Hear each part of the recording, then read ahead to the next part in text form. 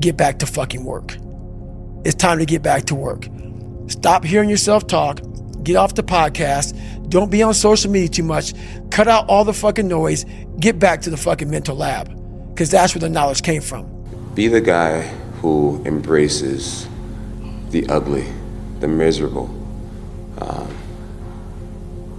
Be the guy who embraces hard work, the grind. Don't be afraid of being hurt. Don't be afraid of sacrificing some blood. I think one of the hardest things to hear after you don't get your way is keep working. But it's also one of the only solutions to be successful. You're not going to get your way most of the time in your life. Just keep working. Hard work pays off, no one tells you when. You'll never know the true feeling of accomplishment if you've never faced a setback. You'll never know the true meaning of confidence if you've never had to bounce back from anything. Just keep working. You're not getting what you want, keep working. You are getting what you want, keep working. Monday, get better. Tuesday, get better. Wednesday, get better, right? And you do that over a period of time, not like 1 month or 2 months. I mean, it's 3, 4, 5, 6, 7, 8, 9, 10 years. And then you can get to where you want to go. You can't get comfortable, bro. Once you get comfortable, you start losing yourself. Mm-hmm. You feel me? You start losing the hunger, you start losing the drive. Once you lose that, it's game over. Consistency, consistency, consistency, man. That's the name of the game, bro. Don't get much simpler than that. If you keep going every single day and don't stop, your competition will fall off, bro. These niggas ain't cut like you, bro. They ain't ready for prime time. They ain't trying to really get right. They take days off, this day off, that day off. They lazy, I'm tired. No. Grind every day, one foot in front of the other, bro. And I promise you, you're gonna be lapping these folks, bro. Give it a year. And I'm gonna get up every day and I'm gonna outwork everybody in the room and I'm gonna go get it. Put in the work. I gave up all my weekends and holidays in high school because I knew I had to pay that price. How bad do you want this? If it's as bad as you want to live or breathe or sleep, whatever the hell it may be, I can work with you. But a lot of people, most people don't want it that badly, which is why they always ask the question, man, how did you get to where you are? You know how to do it. You know exactly how to be you or how to be me. You don't want to do it. So I can't make you do it, and nor do I have the time or energy to force you into that place that I know you have to be to do it. If you have to ask how to get motivated to go to the gym, you don't need to be going to the gym. You don't want it enough. When you're sick and tired of looking and feeling like shit, you'll show up, motherfucker. I'll see you there. Because you're going to look in the mirror and you're going to be like, fuck that. You're going to want to be in the gym. People say, wow, you have no idea how hungry I am. Really? Yeah. What'd you do about it today? Oh, not today, but tomorrow I'm gonna. You ain't hungry, man. You just think you're hungry. You are not hungry. Because you don't want it. And that's the harsh reality. I can't give you shit. You can't give them shit. We can give you ideas. But at the end of the day, when I was losing the weight, I had to miserably wake up every morning in the cold, because it was Indiana, November when it started. I was miserable. This is your new life. Take it or leave it. There's no happiness about it. There's no peace behind it. It sucks. It just fucking sucks. That's what it takes. To do anything successfully in life, you've got to want it as bad as you want to breathe. And if you want it that bad, if you're willing to give it that much, you get a big piece of what you want. How badly do you want it? Because you've got to pay a price to be the best. The best pay a big price. You've got to work harder, you've got to commit more, you've got to take more responsibility, you've got to deal with more ups and downs. Do you want to be on your deathbed knowing that you could, but you didn't? I ain't got time to worry about you, man. Because tomorrow, I got to go back to the grind. And tomorrow, I go back to the grind again and again and again and again. I don't have time to put you into the hate bank. There's no hate. It's all filtered out, man, through the grind. People don't get it. There's great joy in the grind. Great joy in the suffer. It totally cleanses your body out, man, of any kind of hate. Makes you grow up. When you figure out who you are and what you want to do, and you devote your life to it like a maniac, like you're all in on this thing, and you manifest, most of these people end up, doing what they say they're gonna do and being who they say they're gonna become. It's real. You still got work to do. Stay on that basketball court. Stay on that football field. Fuck all the homies texting and calling and trying to make you feel bad about being so focused. It's grind season, homie. It's not about today. It's about the future. You do the work now. Do the work now.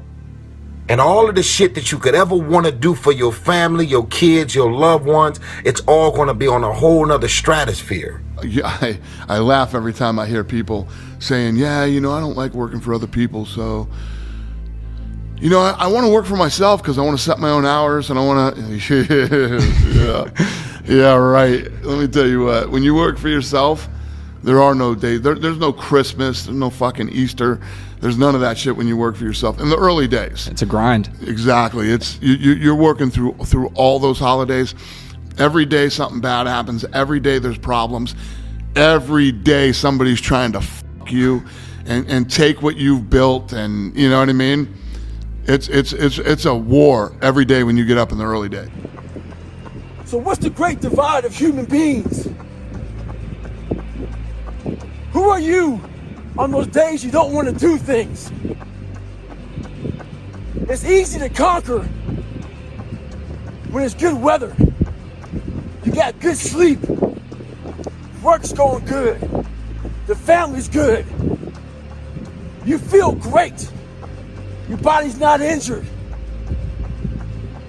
Those are the easy days to conquer.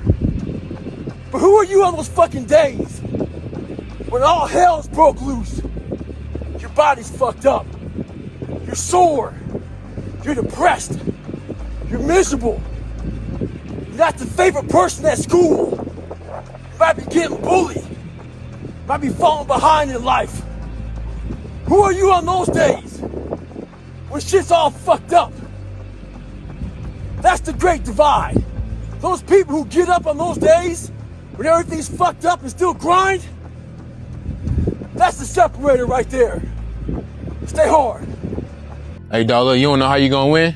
You treat every day like a Monday and every month like a January.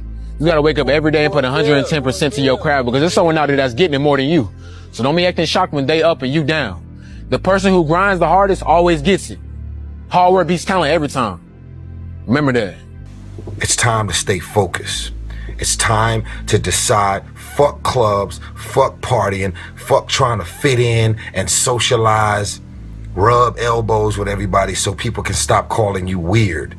Why are you so antisocial? Because I'm trying to get it. Why are you staying on the basketball court so much? Because I'm trying to get it. Why are you out there practicing in the hot sun when ain't nobody else out there? Because I'm trying to get it. Why are you not clubbing like every time I text you and invite you to go do something fun and cool, you always studying? Because I'm trying to get it. Let me tell you something, homie. These women ain't going nowhere. I was in college, laptop, everybody going to parties and shit. I'm in college with my bum ass external drive hanging out the laptop, editing the video. Bitches is walking past the comment room like, what you doing in here? Like, what are you doing? I'm like, I'm editing. I'm over here editing. I record the video, edit the video, 5 minutes before class, upload that bitch. The class is all the way across the other campus. I upload, make sure I upload, and I'm sprinting across the campus to go to my class, go to the class, and that video probably flopped. Damn, Ron, come on! What's the matter with you? Tomorrow. Let's do it tomorrow. There is no tomorrow. There is no tomorrow. There is no tomorrow. Work, work, work, work, work. No results, but I'm a little bit better. Work, work, work, work, work. Work, work, work, work. No results, but I'm a little bit better. Work, work, work, work, work. No results, I'm a little bit better. Work. Boom. Just got paid. I just got paid. And it looks like overnight success. Yeah. But if you come here, don't complain. You want to become best. You want to become champion. And now you want to say like you tired? Who cares? You tired or not? Nobody care about you. What's wrong? You will never understand what is wrong with me. And that's why I'm so fucking glad you don't. Because I'm in the right fucking spot. When people don't understand you anymore, you're in that spot of obsession and drive, where people are like, what the fuck is wrong with this guy? I don't want to talk to you, man, because you're not going to get it. You're not going to get it. Can I ask you the question of, when you're running, you run for hours. Days. What days? They call it crazy. I call it focus. Don't ever let a sucker try to stop you from achieving your dream. That same dream that keeps you up at night, that same dream that gets you emotional every time that you think about it, that same dream that you know that will change your whole family's life. Yeah, that one. Don't let no one try to play you, bro. Go get it. You just gotta grind. Yeah. I feel like this next generation that's coming up, and I don't mean to smash all of them, but they seem like a bunch of pussies to me, you know? So because of that, there's never been more opportunity than there is right now. If you're a fucking savage and you get out there and you grind hard and you want it bad enough, you can run all these guys over, man. And this whole COVID thing, people don't want to go back to work, and you know, they want to stay home and all this bullshit, man. You can't build a real business with people staying at home. You need that connection. You need to be in the office with your like-minded group of people, and you need to be brainstorming and working and coming up with ideas to take the company further. And you know, this next generation is just such a fucking group of pussies, man. I just, for the small group of savages out there, run these fucking kids right over, man. Come on, just getting started. Come on, somebody out there sitting working harder than you. Somebody working harder. Hurry up, let's go. Fuck your tired body, fuck that unmotivated mind, and get out there and do it anyway. You know, you better fight yourself, because you're not only winning when things are going your way. You got to figure out how to win when things aren't going your way. You got to figure out when your body's fighting you, when your mind's fighting you. How do you still, you know, just say, fuck it, I'm gonna beat my mind today? Or do you just give in to your mind and say, oh, I'm tired today, I'm lazy, I don't want to do it, it's too hard, no one else is doing it, it's a weekend, it's too late, these are already off hours, oh, exactly what I want isn't happening right now. Like, okay, great. You know who that's great for? Your competition. You want that attitude to permeate the people that you're competing against. Hey, look, a whole new year, a whole 365 days to make this joint right. Me and you both know you didn't stick to the script last year, but it's okay though, because this year we come for everything that we lost and more. This gonna be your year if you act right. You're the only one that can make it right, but you also the only person that can mess it up. The pressure on your shoulders, but you gotta embrace it. And if you lock in at the end of the year, you can look yourself in the mirror and say, I'm proud. It was isolation, it was visualization, it was motivation, and it was dedication. There was nothing else going on in my life. It might be April where you are, and you're expecting nice weather and shit, but it's 20 degrees. So, you might be somewhere where it's too fucking hot. So, you might have sore legs, sore back, sore shoulder. So, the struggle is real. It never gets any easier. You gotta get harder. I was out yesterday, getting after it. Had one of the best runs I've had in a long time. PR'd that bitch. So, no one cares what you did yesterday. It only matters what you're doing today. Those who take me literally, so I'm a cheerleader for those who want to be better, not for those who want to stay the same. Stay hard. Hey, look, I'm proud of you, but do more. The job ain't finished. You gotta stop being so satisfied with them baby wins and understand that them baby wins add up to a major victory. We didn't get this far just to get this far. So keep going and stay focused. So what you have to do is, if you want something, you have to work for it. And most people that think that the world is based off of luck have never truly worked for something. Not enough to understand that luck does not exist. It's merely a game of probabilities. You work hard, you work more, you work longer, and eventually you can increase your odds of success.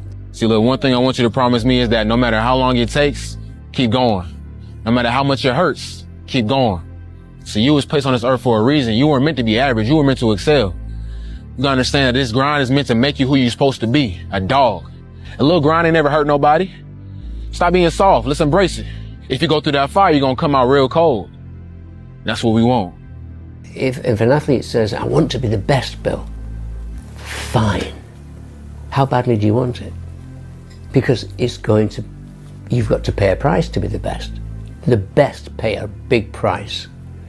You've got to work harder, you've got to commit more, you've got to take more responsibility, you've got to deal with more ups and downs. If you want to be great, you want to be the baddest motherfucker ever at what you do, you're going to be misunderstood by everybody because you're going to be so fucking obsessed and so driven to get there. That's what it takes.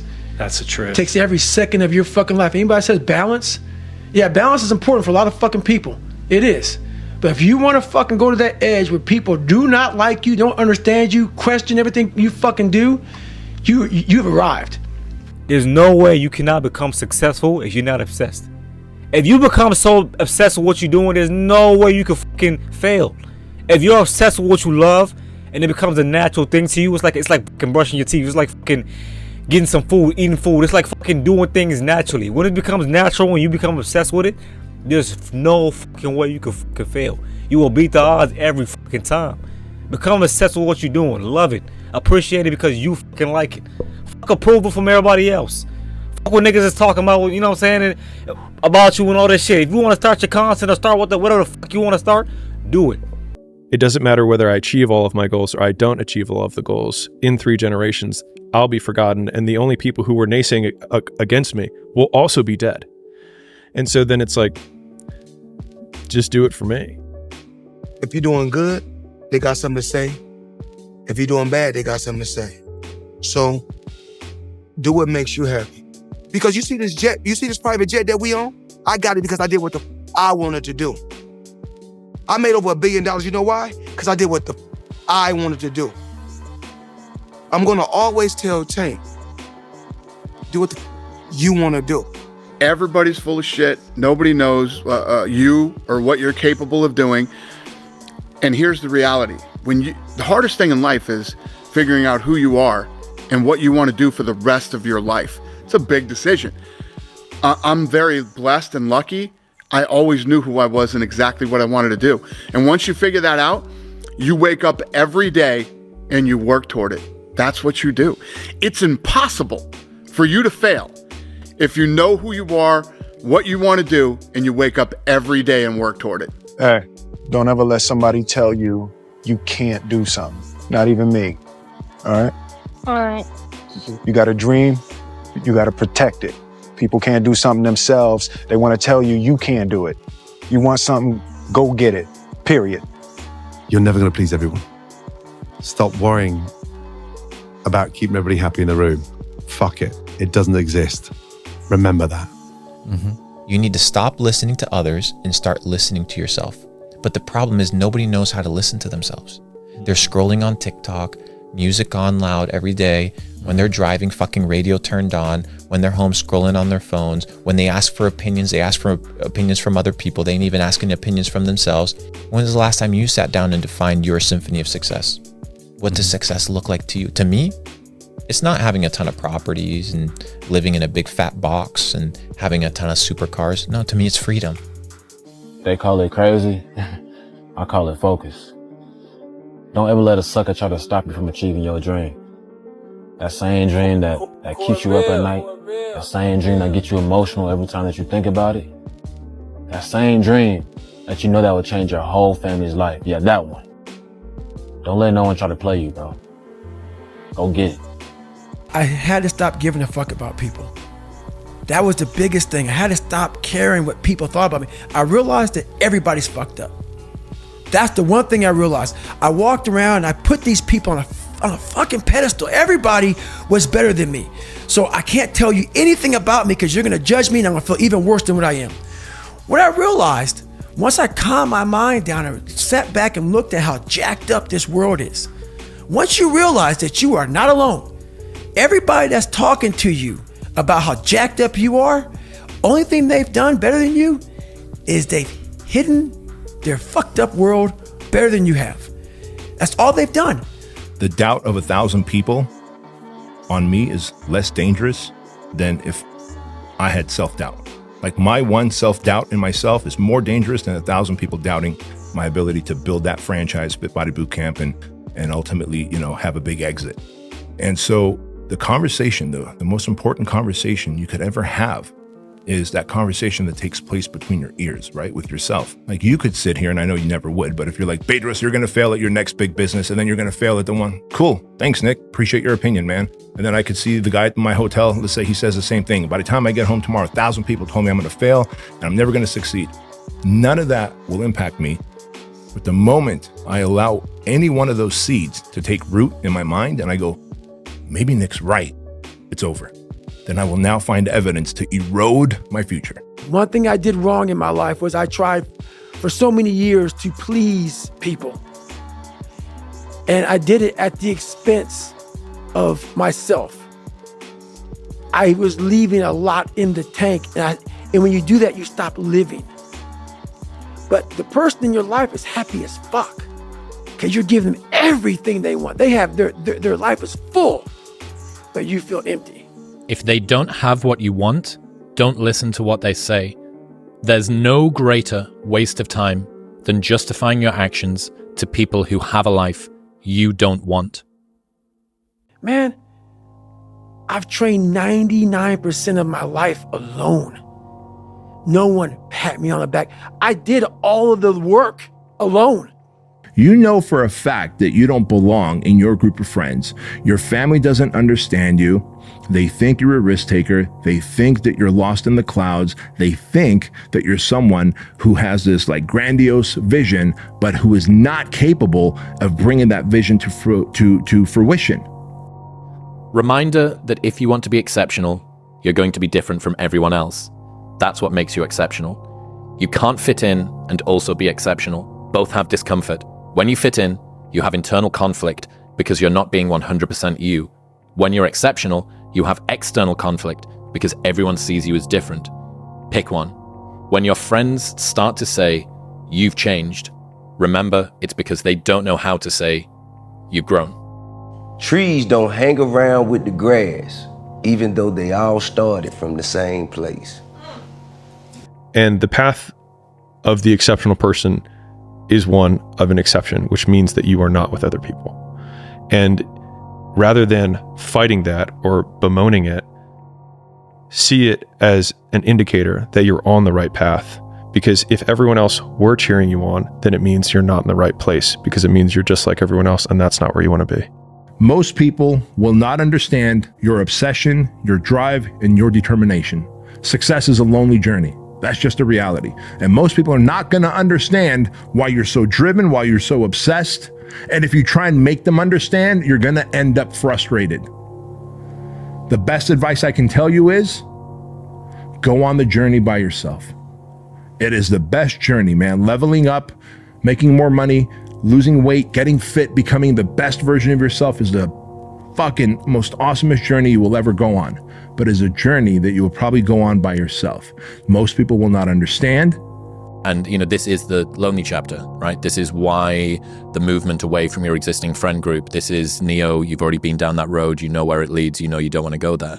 You're not yet the new person, right? So you're not yet the successful entrepreneur that has successful entrepreneur friends. But then you're also now different than everyone that you know. Right. And so it's actually this kind of lonely in-between stage where you don't really relate with either group. Every single person who wants to do something with their life and has done something with their life has gone through the exact chapter that you're going through. And it's the lonely chapter. It's the chapter where you don't fit in with your own friends, but you don't have the outcomes yet to fit into a new group of friends. And you're doing this thing, you're consuming content on the internet, you're doing these free tutorials online to try and figure out how to set up a podcast and where do I host this thing? And then you're going through this and you're like, is this even worth it? Because you have no signs of success, right? But if there's anything that you can take away from what we're saying right now is that the sign of success is the hate that you get along the way. And what you can't do is bend the knee to their hate and fit back into the conformity because it's comfortable and it's warm. Don't ever think or believe that you got to smoke what they smoke, drink what they drink, wear what they wear, be a part of whatever it is they made you do. I realize you go higher, you go even more alone. Why? Because nobody is willing anymore to invest their energy in going higher because it's becoming more difficult. They say, oh, it's already okay here. Why you still want to move up there? The air is getting thinner over there. It's getting more hard to breathe. It's getting more dangerous, whatever. So that means along this way, the higher you want to go, the more likely you're gonna walk alone. This is the next thing. Why would I do what every other person is doing if I want a different outcome than everyone else has? I don't drink. I don't have a social life. I don't go to parties. I don't go get DUIs at clubs. They see I don't party, bro, I don't drink, I don't smoke, and they see that and they're like, bro, why? Hey, look, this shit's hard, but if you don't go through it, you're not gonna get better. And you have to understand that anybody who's ever gotten better, anybody who's ever created, anybody who's ever built, anybody who's ever been something that you've looked up to has gone through these hard times without quitting. And I got all these fucking messages from people, dude. And they're like, I needed that today. I really needed to hear that. You know, I really love that you say that because you're so real and this and that. Listen, dude, I don't know who the fuck is telling y'all this shit's supposed to be easy. And I don't know who the fuck is telling y'all that it's easy for them. But I'm gonna tell you right now, they're fucking full of shit. They're full of fucking shit. This shit is hard. Being a high achieving person is hard. Trying to win is hard. And when I say being a high achieving person, even if you're not yet, and that's what you want to be, it's hard. And if you commit to that path, it's hard. And it doesn't matter if your name is Joe fucking Blow or Andy Frisella or fucking anybody else, bro. It's hard as fuck. We don't want to suffer. We don't want to feel discomfort. So the whole time we're living our lives in a very comfortable area. There's no growth in that. So for me, I realized that the reason I became 297 pounds is because that was comfortable. What was very uncomfortable was running. What was very uncomfortable was being on a diet. What was very uncomfortable was trying to face things that I didn't want to face. And I also realized when I was really big, I had no growth. Why? Because I was living comfortable. So I realized for me to find growth, I had to face all of these different things that made me very, very uncomfortable. To get anything of value, you have to sacrifice. I know that, Dad, but I think if we continue down this road, it's going to be too detrimental for the kids. It's just too hard. Do you know that the harder thing to do and the right thing to do are usually the same thing? Nothing that has meaning is easy. Easy doesn't enter into grown-up life. Hey, guess what? It's going to be the hardest thing you ever did. It's going to take fucking a long ass time. It's probably going to take 3 or 4 times as long as you think it's going to take. Along the way, you're going to lose all your fucking friends. You're probably going to lose some significant others too along that way. You're going to get made fun of. You're going to get bullied. You're going to get harassed. You're going to get attacked on the internet daily. All right. You're going to struggle. You're going to make mistakes. You're going to owe people money. You're going to fuck up your bank account. There's going to be multiple fucking days where you don't think that you're going to make it. And those days sometimes last for months. There's going to be, nobody's going to relate to you. No one's going to understand why you're doing it. Everybody's going to question it. You're going to have to answer it every single time, and it's going to piss you off. And bro, this is the life that you're choosing. Like you're choosing it. And then so you can't be surprised that it's hard. This is what the fuck you're signing up for. You want to be great? You need to sacrifice. And the more painful the sacrifice, the greater you'll be. You're going to lose sleep. You'll doubt whether it'll work. You'll stress to make ends meet. You won't finish your to-do list. You'll wonder whether you made the right call and have no way to know for years. This is what hard feels like, and that's okay. Everything worth doing is hard, and the more worth doing it is, the harder it is. The greater the payoff, the greater the hardship. If it's hard, good. It means no one else will do it. More for you. Period. Dot. Everything I didn't want to do is what got me to where I'm at today. Interesting. Every single thing. So where we find comfort, that's where I started getting scared. Yeah. When I started saying, oh, it's raining, I'm not going out there. No, you cannot say that. You cannot do that. You have got to do this. Mm-hmm. So whatever my brain thought, I did the opposite. Sometimes things are going to be so tough. Stop fighting it. Stop trying to understand it. Just survive it. Take all that energy and just survive it. Like, bro, day by day, moment by moment, situation by situation. Like my dogs say, be where your feet are. Just survive it, right? And then you're going to get to a place, you're going to be on top of the mountain one day, and you're going to say, man, I see exactly why I had to face and go through that. You have to struggle. You have to struggle. The bigger the struggle, the bigger the peace. The bigger the suffering, the more peace. It is hard. But understand this, life is hard. No matter who you are, there are bumps and hits and bruises along the way. And my advice is to prepare yourself, because football lessons teach us that success and achievement come from overcoming adversity, and that team accomplishment far exceeds anyone's individual goals. To be successful at anything, the truth is you don't have to be special. You just have to be what most people aren't. Consistent, determined, and willing to work for it. No shortcuts. If an athlete says, I want to be the best, Bill, fine. How badly do you want it? Because you've got to pay a price to be the best. The best pay a big price. You've got to work harder, you've got to commit more, you've got to take more responsibility, you've got to deal with more ups and downs. If you tell yourself enough times that it's possible, it can be possible. And I know it sounds crazy, and I know it sounds motivational speaky, and I know it sounds fugazi, but imagine every single day, instead of saying, oh, my day sucks, instead of getting up and being like, oh, life is terrible, instead of complaining about your friends and your neighbors and your coworkers, imagine your entire mindset was just like, it's possible to get to the next level. It's possible to be great. It's possible to make more money. It's possible to be more healthy. And your entire perspective on life, your worldview was positive. Even if you had to lie yourself into believing that. Sometimes you have to create a delusion, right? A delusion that is so far out there that people will think you're crazy. You have to be crazy enough to think that it's possible. That's how you fucking do something worthwhile. That's how you beat the fucking odds. You have to believe it's possible. Okay?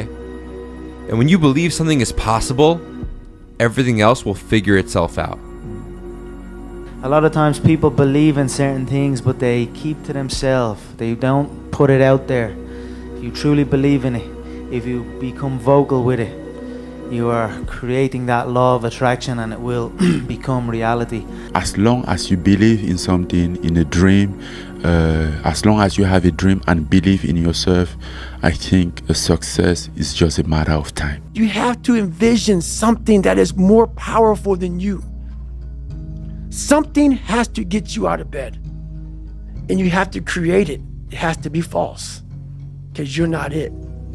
You're a fat piece of shit, and that's the reality of it. So you have to create a false reality to live in that, just to get to work on yourself.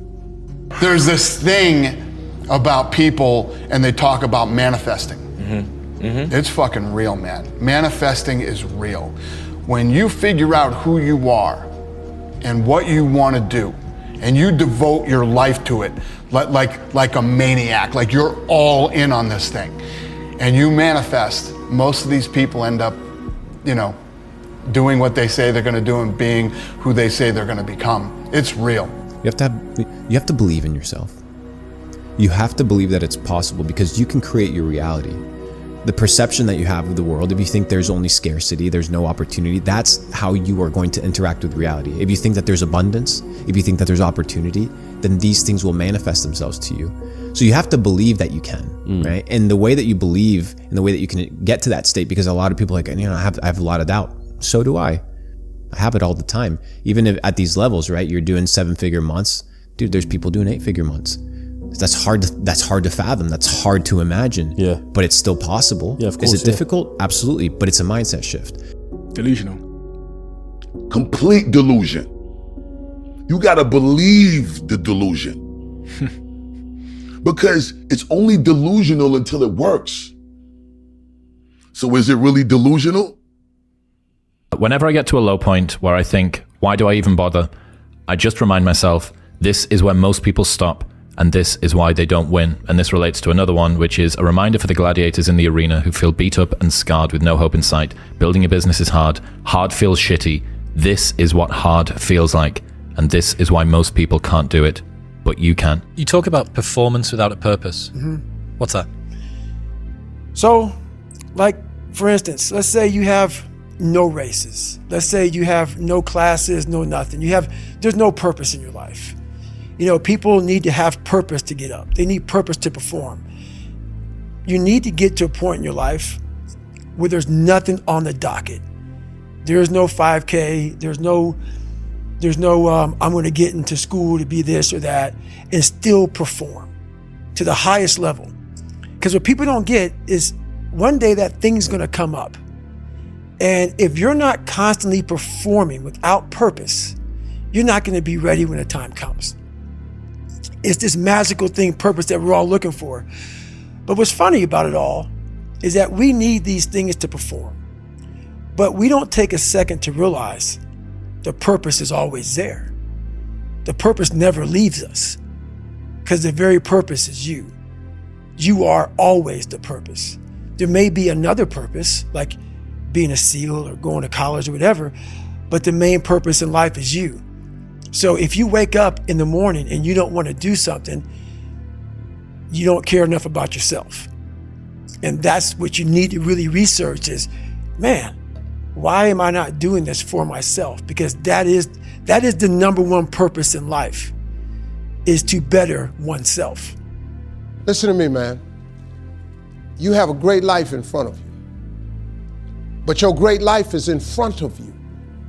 It's not behind you. What you did back there ain't got nothing to do with what God got for you. What you did back there was learn the lessons to get you to where you are at this particular moment right here. But what God got for you, do you know, man, that you can actually mess your life completely up? You can jack it all the way up and you can turn around and get it right.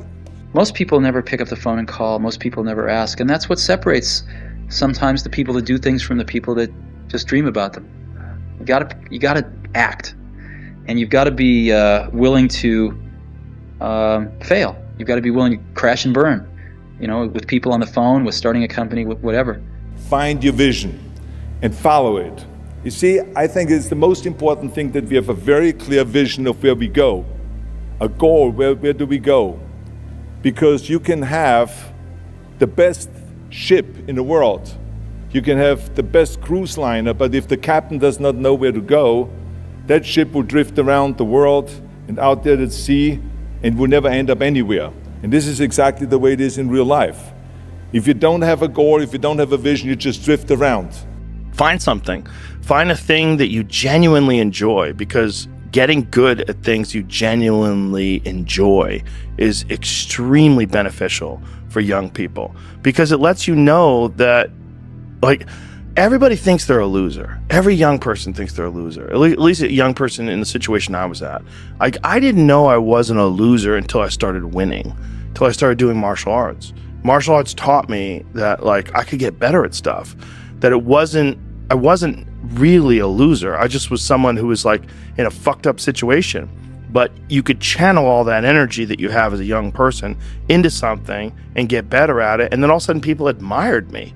I was like, this is crazy. So I went from being someone who was incredibly insecure and basically a failure to someone who was really successful at this one thing that was very dangerous, that other people were scared of. And that gave me immense confidence and also a real understanding of the direct correlation between hard work and success. Go do something that's hard. Go try and accomplish something that's hard. You may win, you may lose, you may succeed, you may fail. I'll tell you what, you'll be better. If you avoid those things that are hard, if you don't accept that challenge, if you don't step up and step into that cold water, and you sit on your couch and eat Doritos, I can tell you this is not a good move. This is not a good move. Don't do that. Don't do that. Just get up, move towards that challenge, whatever that challenge is. Move towards that challenge and go attack it. And you may be successful and you may not be successful, but you will be better. And the next challenge, you're gonna be more prepared for. And the next challenge after that, you're gonna be even more prepared for. And you're gonna fail, and you're gonna fail, and you're gonna fail, and you're going to fail, and then you're going to win. If you do the thing in spite of being fearful of doing the thing, that is courage. And if you don't do the thing, even though you felt like doing the thing, that is cowardice. And I think that motivation and patience are exactly the same. If you're patient, despite not feeling patient, that is patience. Yes. That is how it works. How are you going to react? How are you going to react? Like, all that training goes out the fucking door when you're in the fucking cold water and you're fucking miserable, and it's the first hour of 130 hours of Hell Week, and that first wave goes over your head, and you're the coldest you've been in your life, and your mind goes from hour 1 to hour 130. All that fucking self-talk and shit, dude, you ain't thinking about that. You think about getting the fuck out of here. But if you live this shit on a daily basis and you know how to calm your mind down, the self-talk will help. All that stuff will help. But usually we react. We have pain, we have suffering, we react. And we react about, get the fuck out of here. We gotta go. It's those people who are able to control that fucking feeling of fucking flight and say, nah, motherfucker, there's a way through this. It's not gonna be here forever. I'm not cold right now. I went through 3 of them. I'm not cold now. I'm in a nice warm studio with you. You gotta think about that shit. The shit's gonna end. It's gonna end, but we don't know that. We don't think that. At that time, it's gonna last forever. And then you get to sit back on Friday with everybody walking across the, you know, back on the grinder, all the 16, 17, 18 guys that graduated Hell Week, and you get a chance to watch these guys victorious. And then you get the chance to think about that. You take that hot, warm shower, first thing that comes to your fucking mind is, why the fuck did I quit? So what keeps me going? I've quit several things. I know what's on the back end of fucking quitting. And it's a lifetime of thinking about, why the fuck did I do that? And I ain't fucking doing that no more. Because the more discipline you have in your life, the more freedom you will end up with. So if you lack the discipline to exercise and eat healthy, you will end up being a slave to disease. If you lack the discipline to work hard, save your money, you will end up a slave to finances. If you lack the discipline to manage your time correctly, you will end up with no free time. If you have self-discipline, if you have the discipline to save your money and work hard and invest your money properly, if you have the discipline to manage your time correctly and not waste a bunch of time, if you have the discipline to exercise and eat healthy, you will end up with freedom. And I know it's a counterintuitive, it's contrarian, but I've seen this over and over and over again. If you want freedom in your life, you have to have discipline. Hard times create hard men. Hard men create soft times. Soft times create soft men. Soft men create hard times. We are now around soft men and hard times. We're in the time of toxic masculinity, right? Where you could be toxically male, and then if you're suppressing masculinity, you're going to bring on hard times. Masculinity doesn't mean you're mean. It doesn't mean you're angry. It means strength. So you make promises to yourself, you make promises to other people, and you destroy your reputation with other people, and that's a terrible thing, and it takes a long time to fix that. But the one that's the hardest one to fix is the reputation you have with yourself. You make promises to yourself, and you break promises to yourself, because the thing is, you're the only one who's holding you accountable. And I think a different version of happiness, in my opinion, is respect for oneself. And I think your own respect is the hardest to earn, because you know how hard you could have pushed. You know, if you could have gone for an extra mile, you could have showed up to the gym more times, you could have eaten better, you could have made more cold calls, you could have done more reach outs, you could have made more content, you could have actually done left a nice note for somebody on your team when you were too tired to do so. You could have over delivered on the product, you could have made a better version of that video, and you decided to put it up anyways, even though you knew it wasn't as good as it could have been. Let's dive right into it. So thing number one I want to share with you guys is, don't measure success by a few bad weeks or even a few bad months. And to be honest with you, even by a few bad years, right? Like, you will go through cycles in life where you're having a few bad weeks, months, and maybe even a few bad years of bad luck, or what seems like bad luck. Just understand that, at least from my life experience, no matter what's going on, no matter the adversity, the hardship, the punishment that you feel like you're getting, all of that there is there to forge you. You only realize later in life, as you go further down the road, you realize later in life that, man, those adversities, those hard times, those times when felt like I had my back against the wall, sometimes maybe physically, sometimes metaphorically, in terms of financially you're broke and maybe your honey left you and you have no path in life and people have counted you out and they just feel like you're just a loser and you're the only one that feels like there's maybe some like glimmer of hope. There is. Just keep putting one foot in front of the other, because it's times like this, during these times of like, you know, bad weeks, months, and years, that you learn the most. We never lose. We either win or we learn, right? So if we know that to be true, and I'm 50 years old now, I do really well in life. I have multiple businesses. I've sold some of these businesses. I've gained a lot of money. I own homes and properties and a ranch and cars and all the cool shit, investments and crypto and all that stuff. And at 50, you think 50's old. It's not. You keep yourself up and it's not. So I'm here to tell you, keep putting one foot in front of the other, even during the tough seasons, even during those tough times that you feel like you can't take a giant step forward. Just take a little inch forward, right? Forward progression is what we're looking for.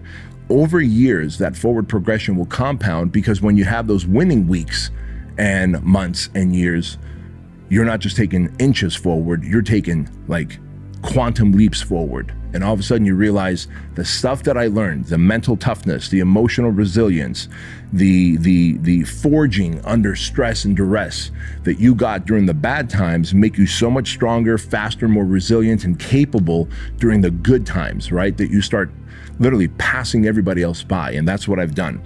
Got it. Those I can't catch a break guys, get them the fuck away from me. I can't be around those guys. I don't want to hear that shit. I don't want to hear that shit. I don't buy it.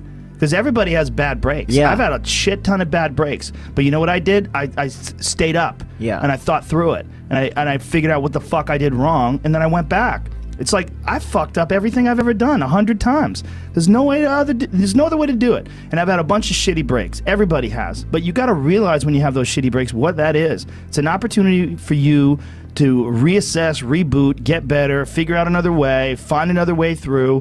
It's just little challenges. And the people that look at those challenges and go, why do I always have these challenges?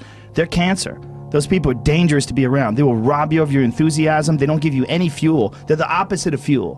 Like the fuel people, they're the whole the people that are kicking ass, the people that are out there just fucking hustling, always getting things done. The guy, like my friend Jocko, every morning I'll check his Instagram page, 4:30, shows a picture of his watch, get after it. He's out there working out 4:30 in the morning. He does it every fucking morning. Why? Because he doesn't want to. And that's how you do it. You go and get after it. You don't make any excuses. And those kind of guys are fuel. But those I can't catch a break guys, they're the opposite of fuel. They're just pissing on your fire. They're no fun. And the people that surround them are all idiots. Because only idiots want to be around I can't catch a break guys. Only the dummies stick around. After a while, even if they're your good friend, you got to be like, bro, you got to fucking stop. You got to stop with all this I can't catch a break bullshit. All the time you're complaining, you could be instead hustling. You could be instead chasing your dream. You could be instead figuring out what you're doing wrong, trying to improve certain aspects of your life, getting your shit together, reading a book, meditating, something. Fucking something. But this I can't catch a break shit is not helping anybody, and it pushes everybody away from you. The worst thing that can happen to a man is become civilized. You lose that fucking fight. You lose that, why the fuck am I doing this shit? I'm good. You ain't good, man. You ain't never fucking arrived. And that's just my mentality. You may have more, but you never fucking arrived. You want to be uncommon amongst uncommon people. Period. Uncommon amongst uncommon people is one of the greatest ways to put it. That's it. Like if you're like, for me, what got me in trouble with the Navy SEALs is I wanted to be one so bad. So bad. I fought my ass off. And I saw them as uncommon people. Very uncommon. But once you become a Navy SEAL, you're all Navy SEALs, so guess what happens? You're fucking common again. I wanted to be uncommon amongst uncommon people. I wanted to be the guy, I don't care if you fucking like me, I don't care if you don't understand me, I didn't give a fuck. Once I went through this fucking journey, this path of life, you ain't got, and there's a whole bunch of fucking guys that don't fucking like me. I don't give a fuck. I'm a warrior, period. There's a lot of guys that have been in a lot more combat than me. A warrior's not always that. A warrior is a motherfucker who says, hey, I'm here again today. I'm here again tomorrow. I'm gonna be here the next day. I'm 50 years old, I'm still fucking getting after it. It's a person that puts no fucking limit on what's possible. Well, guess what? You can go out and get this shit too. I'm trying to tell you, it's not easy. It takes a lot of hard work, dedication, a lot of blessings, a lot of luck. It's lucky. But at the same time, you have people that work years and years and years and years, and it finally will pay off. If you work extremely hard at whatever you got going on, something that you love to do, I swear to God, your life will change. I'm gonna tell you guys right now, your parents might be the hardest people in your life that you gotta convince. So unfortunately, if you're living under the roof and you're still taking their money and you're still eating their food, you gotta listen to them. You gotta either get a 9-to-5 job on the side, you gotta go to college, you gotta listen to them, bro. You gotta respect your parents. You have to. However, once you start getting that leverage to where you can be like, yo, mom, dad, look, fuck off for a little bit. Let me grind at what I got going on right now. This is something special and great. Don't ever fucking let somebody let you down. Don't ever let somebody tell you you cannot be something, bro. I'm telling you, bro, you guys are all amazing. Because if I just think, well, tomorrow I'm just going to coast and eat Twinkies and watch TV. Oh, hello, sadness, my old friend. Hello, depression. Because when you're not doing anything, you feel like shit. And that's just a part of being a human being. And we can pretend that we're something other than what we really are. And we can pretend, nah, me, man, I'm just cool, just chilling, doing nothing. Bullshit. You're a fucking human. You're a human being. You evolved from the fucking hundreds of thousands of years of hunters and gatherers and people that were struggling. Those human reward systems are carved deeply into your DNA. And if you don't respect that, if you don't respect the mechanism of happiness and fulfillment and what you really need to do in order to feel satisfied in life, camaraderie, love, family, friendship, struggle, testing yourself, learning, all those things are imperative. They're all a giant part of being a person. You know, I had to convince myself that I'm gonna make it.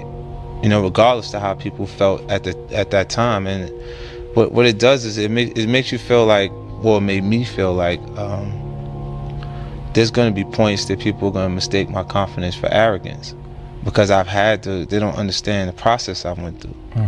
And how much I had to believe in myself in order to make these things happen. I feel like you can will yourself into a good space. Like, things that are meant to happen will. And if you believe in yourself enough, you can help yourself learn.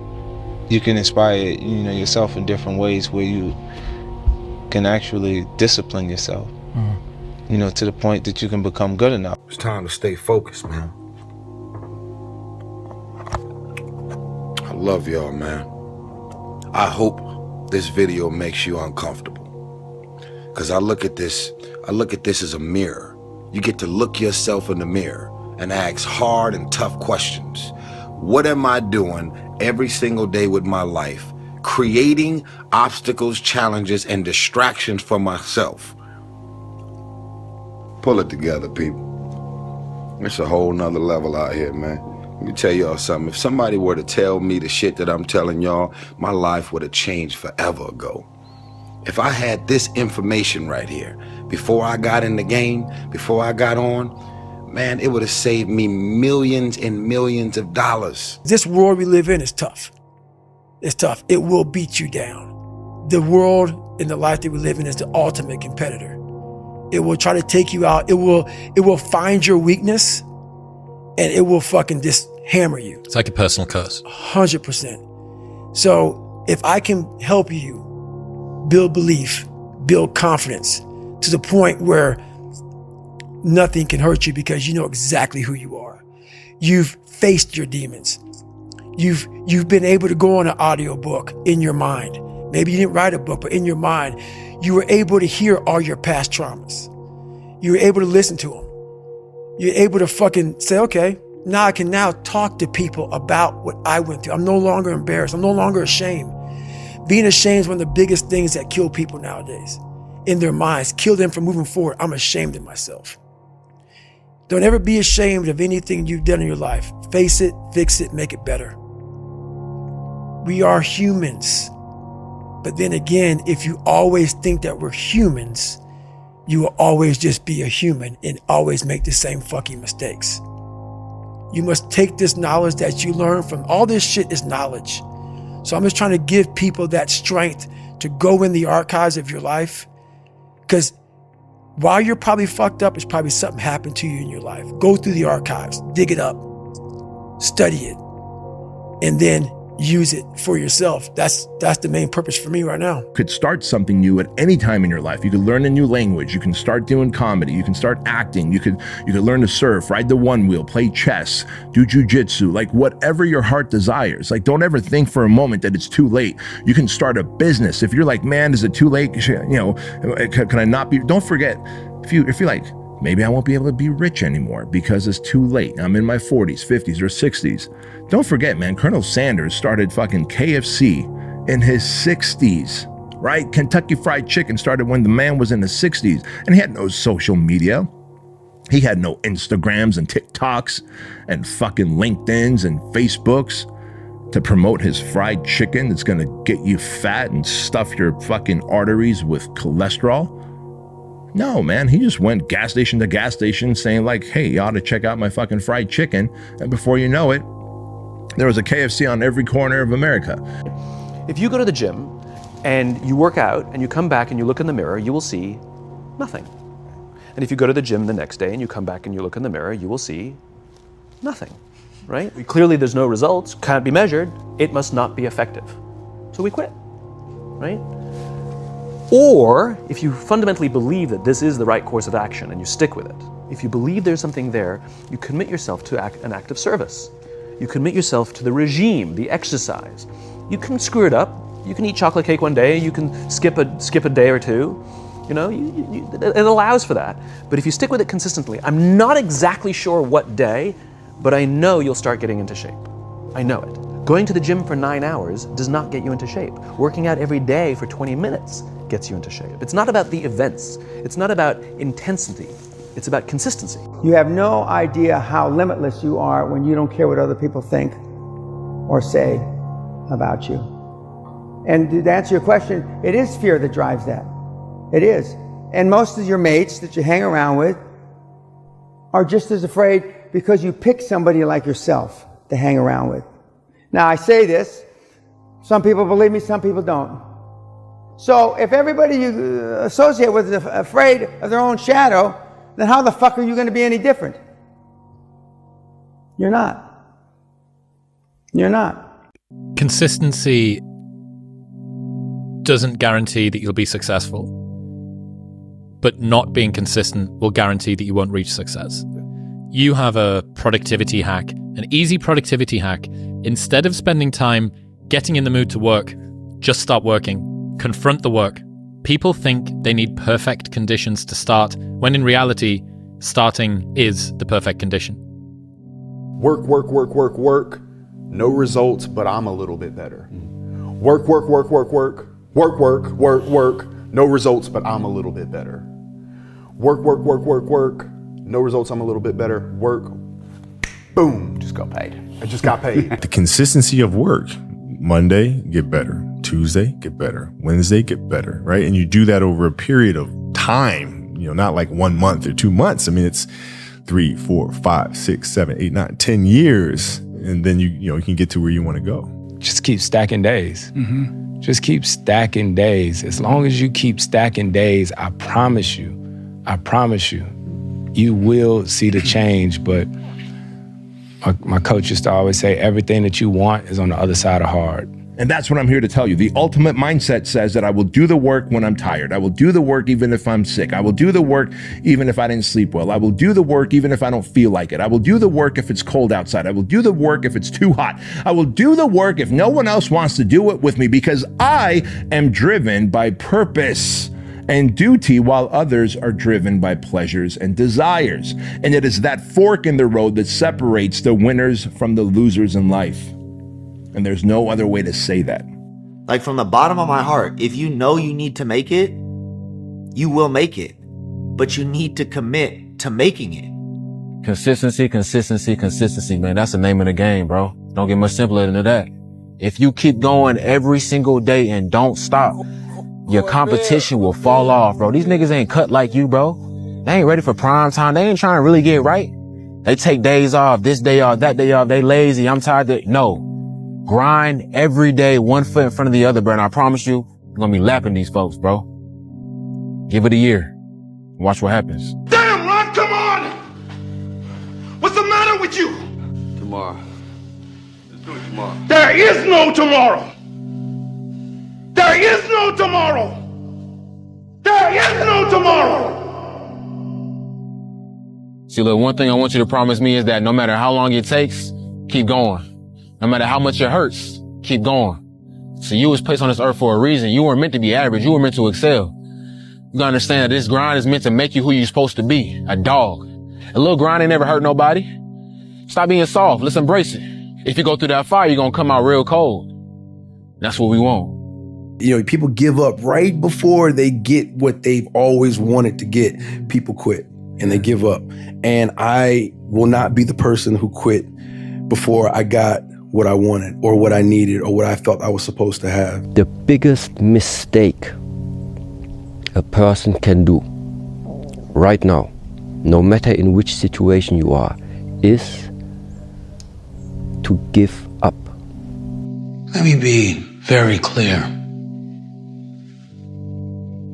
I'll never give up. Never. Never give up. Never in your life give up. Keep driving through the goddamn pain. Muscle through the pain. Muscle through the goddamn pain. If you give up on your dreams, what do you have left? Nothing. I can't live that way. Now, coming up on Dad's Day, I was asking myself, what's a value that I learned as a child that has really helped me become the man I am today and pursuing to be? And the one that I remember the most, it was preached to me by my dad, is this: don't half-ass it. Don't half-ass it. Boy, that never goes out of style, does it? I mean, think about it. If you're gonna do something, if you've chosen to do something, whatever it is, easy, hard, if you give it your all and you don't half-ass it, win, lose, draw, get what you want, don't get what you want, whatever the outcome is, if you don't half-ass it, at least you're not gonna have to wonder, oh, would the outcome have been different? What if I did give it my all? And boy, wondering that is what keeps us up at night. So that's a value that stuck with me. Don't half-ass it. I think it's one we can all take in our hip pocket going forward. I also asked a bunch of my friends that same value question. Go to my stories and have a look and a listen to what they said. Appreciate it. Just keep living. Ignore the naysayers. I think it is natural that when you have a big vision and big dreams and you have big goals, that people are gonna say around you, I don't think it can be done. I think it's impossible, or no. I tell you, I heard this all the time, but I want to tell you, don't ever let them stop you from dreaming and from shooting for the big goal. Because eliminate just simply those words, no, impossible, and it can't be done. I mean, in each one of my careers, when someone said it's impossible, I heard it's possible. When someone said it can't be done, I heard it can be done. And when someone said no, then I heard loud and clear, yes. So this is what I believed in. I am a big believer of what Nelson Mandela said. He said it always seems to be impossible and still someone does it.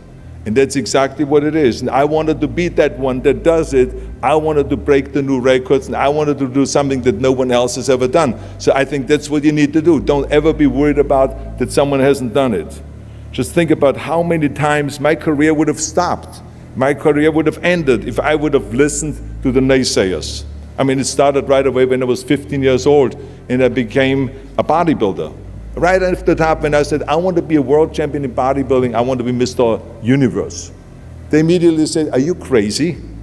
Well, everybody, it's Groundhog's Day again for David Goggins.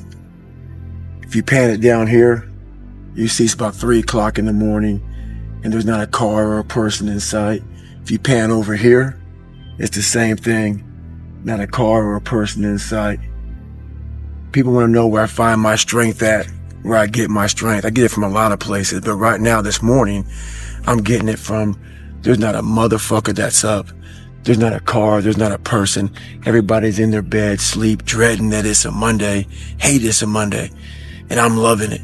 I'm loving that. Where everybody's getting weaker, I'm getting stronger. It's not about the running, the swimming, the push-ups, the sit-ups. It's about what those things do for your mentality. You don't get better on the daggone couch. You get better by coming out here and getting the fuck after it every daggone day. Stay hard. When we talk about mindset and beliefs, we talk about limiting beliefs as sort of being the ceiling of your potential. How you think about yourself, whether positively or negatively, that's probably what your potential is. How do you stretch your beliefs and make sure you are continually pushing the boundaries of your comfort zone and your capabilities? I just dream. I dream. I have dreams, and dreams is they should be pure. And I think a lot of times, when we're born into this world, we actually wind up going backwards. And it seems like the more we mature, the more responsible our dreams become, and the more governors we put on ourselves and our ability to dream and to reimagine. And it's always a fight for us parents and for you guys to make sure that your dreams always stay pure. And so it's not a matter of pushing beyond your limitations or expectations. It's really a matter of protecting your dreams, protecting your imagination. That's really the key. And when you do that, then the world just seems limitless. When you had that third failure in a row, did you think, I need to pack this in? Never. Why not? I don't ever give up. There are people who've been in the rocketry business for decades who say about you that you don't know what you don't know. Well, I suppose that's true of anyone. How can anyone know what they don't know? But when critics say you can't do this, your answer to them is, we've done it. Better to live 30 years full of adventure than 100 years safe in the corner. And see, it's not important how long you live. What's important is how you live. And I sat there and I had time to reflect back on my life. Being bullied, coming from nothing, learning disability, messed up foundation. Life isn't fair at all. At all. So what are you gonna do about it? I knew that no one was coming back to help me. No one was gonna miracle me to be somebody special. Everybody that called me, my dad, my mom, all my situations were on me now, and solely on me. So I had to start developing an indestructible mental toolbox. So I sat there on that couch and I realized, man, I am a piece of shit. And even though the world helped me get here, my false reality helped me even more. If you want to know something about yourself, sit on your bed one night and say to yourself, you got to mean this. Like, you got to be desperate. This is no game, this.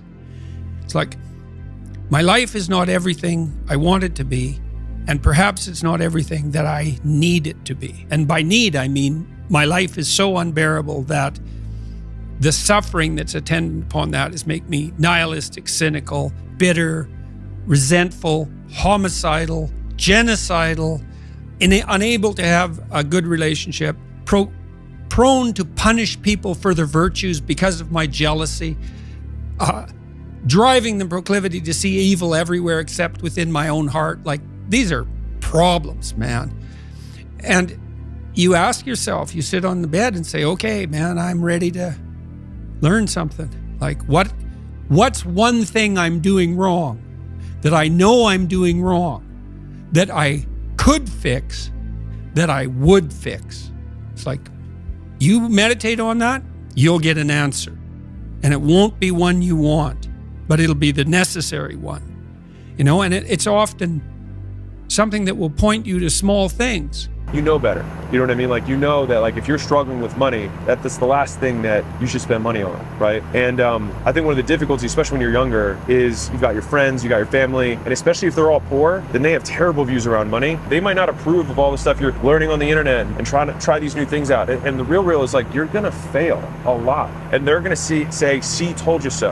And the tough part is they're gonna be right most of the time. Except it's one of those things where it's 99% right, but 100% wrong. Is that anybody who bets against you for this thing being the thing is usually going to be right. It's just like a parent who says, you're going to break up with this person, you're going to break up with this person, you're going to break up with this person. But they're right with every single person you ever date, except for the person you marry. And then they're 100% wrong. And if you have the perspective of listening to that, it can be incredibly disheartening. And so, number one is, I want you to go on a different information diet. So you need to be able to ignore all the stuff that they're giving you, because, like, the best way to stay poor is to listen to poor people about how to get rich. You're already taking great steps by, like, watching content, doing this stuff. Just keep doing more of that. And and I'm sure your girl, who you have your baby with, that's your world. Like anybody who's not trying to build Avante 2.0 with you doesn't deserve your time. Because like right now, you have a wallet of money and you got a wallet of minutes. And like every single person you're choosing to pay minutes to or pay dollars to has to earn their keep. And earning their keep in this season of your life is them helping you get to where you want to go. Because if you're a kid right now and you're eating Doritos off your belly,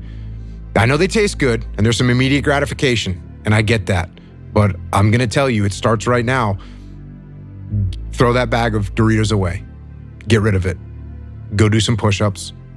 Go spend $12 at the hardware store and hang up a pull-up bar in your room and start doing pull-ups. And if you can't do one pull-up, hang on that bar. And you're gonna start to get a little bit stronger. You're gonna start to get a little bit healthier.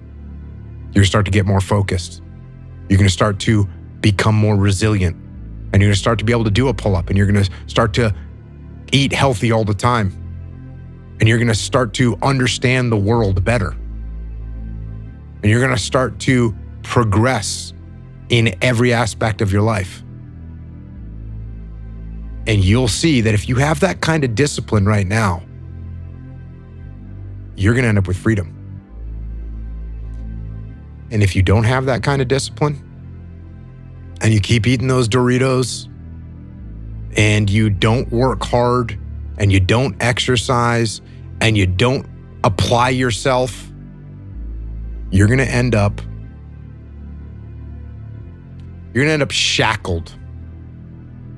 You're gonna end up shackled by a boss that you don't like, doing a job that you don't like to do, with sicknesses and diseases that you don't want, relying on people that you can't even count on,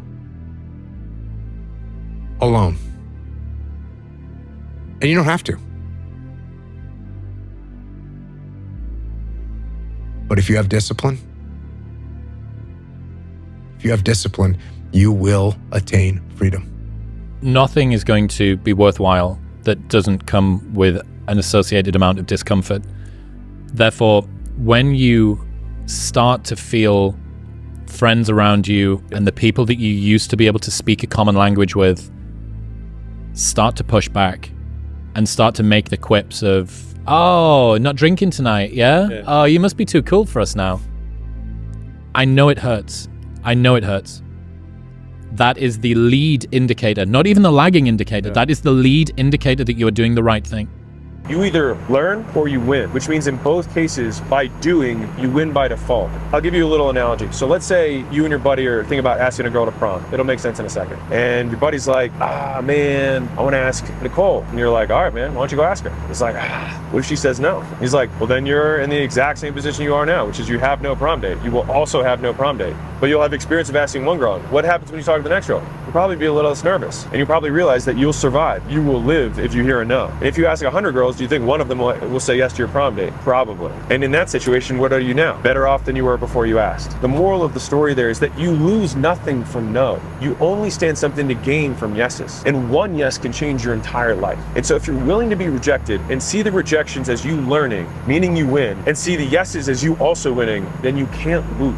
And everybody else around you who's poor is going to convince you otherwise. They're going to be like, why are you still doing this? Man, stop bothering those people. Man, you're never going to get the job. And you need to readjust your expectations. Set your goals lower. Hey, that stuff's not for us, right? They're going to tell you those things. Because the thing is that you have something that I do not have and that many people won't have, is that you have a hard fucking beginning. You have a harder and bigger monster to slay. But the bigger the monster, the more epic the hero. And so these are the stories that you're going to someday tell. And these are going to be the sermons that you're going to be able to give to other Avantes in the future. If you can't even muster the willingness to fail for yourself, be willing to fail for your kid, for the story that you're going to tell them. And be willing to fail for the 1,000 other Avantes that you'll be able to someday tell your story to, so they can get out of their situation. But you have to go into those dark chambers that we often shut off. And you gotta open them up. You gotta open up and fight that fucking demon.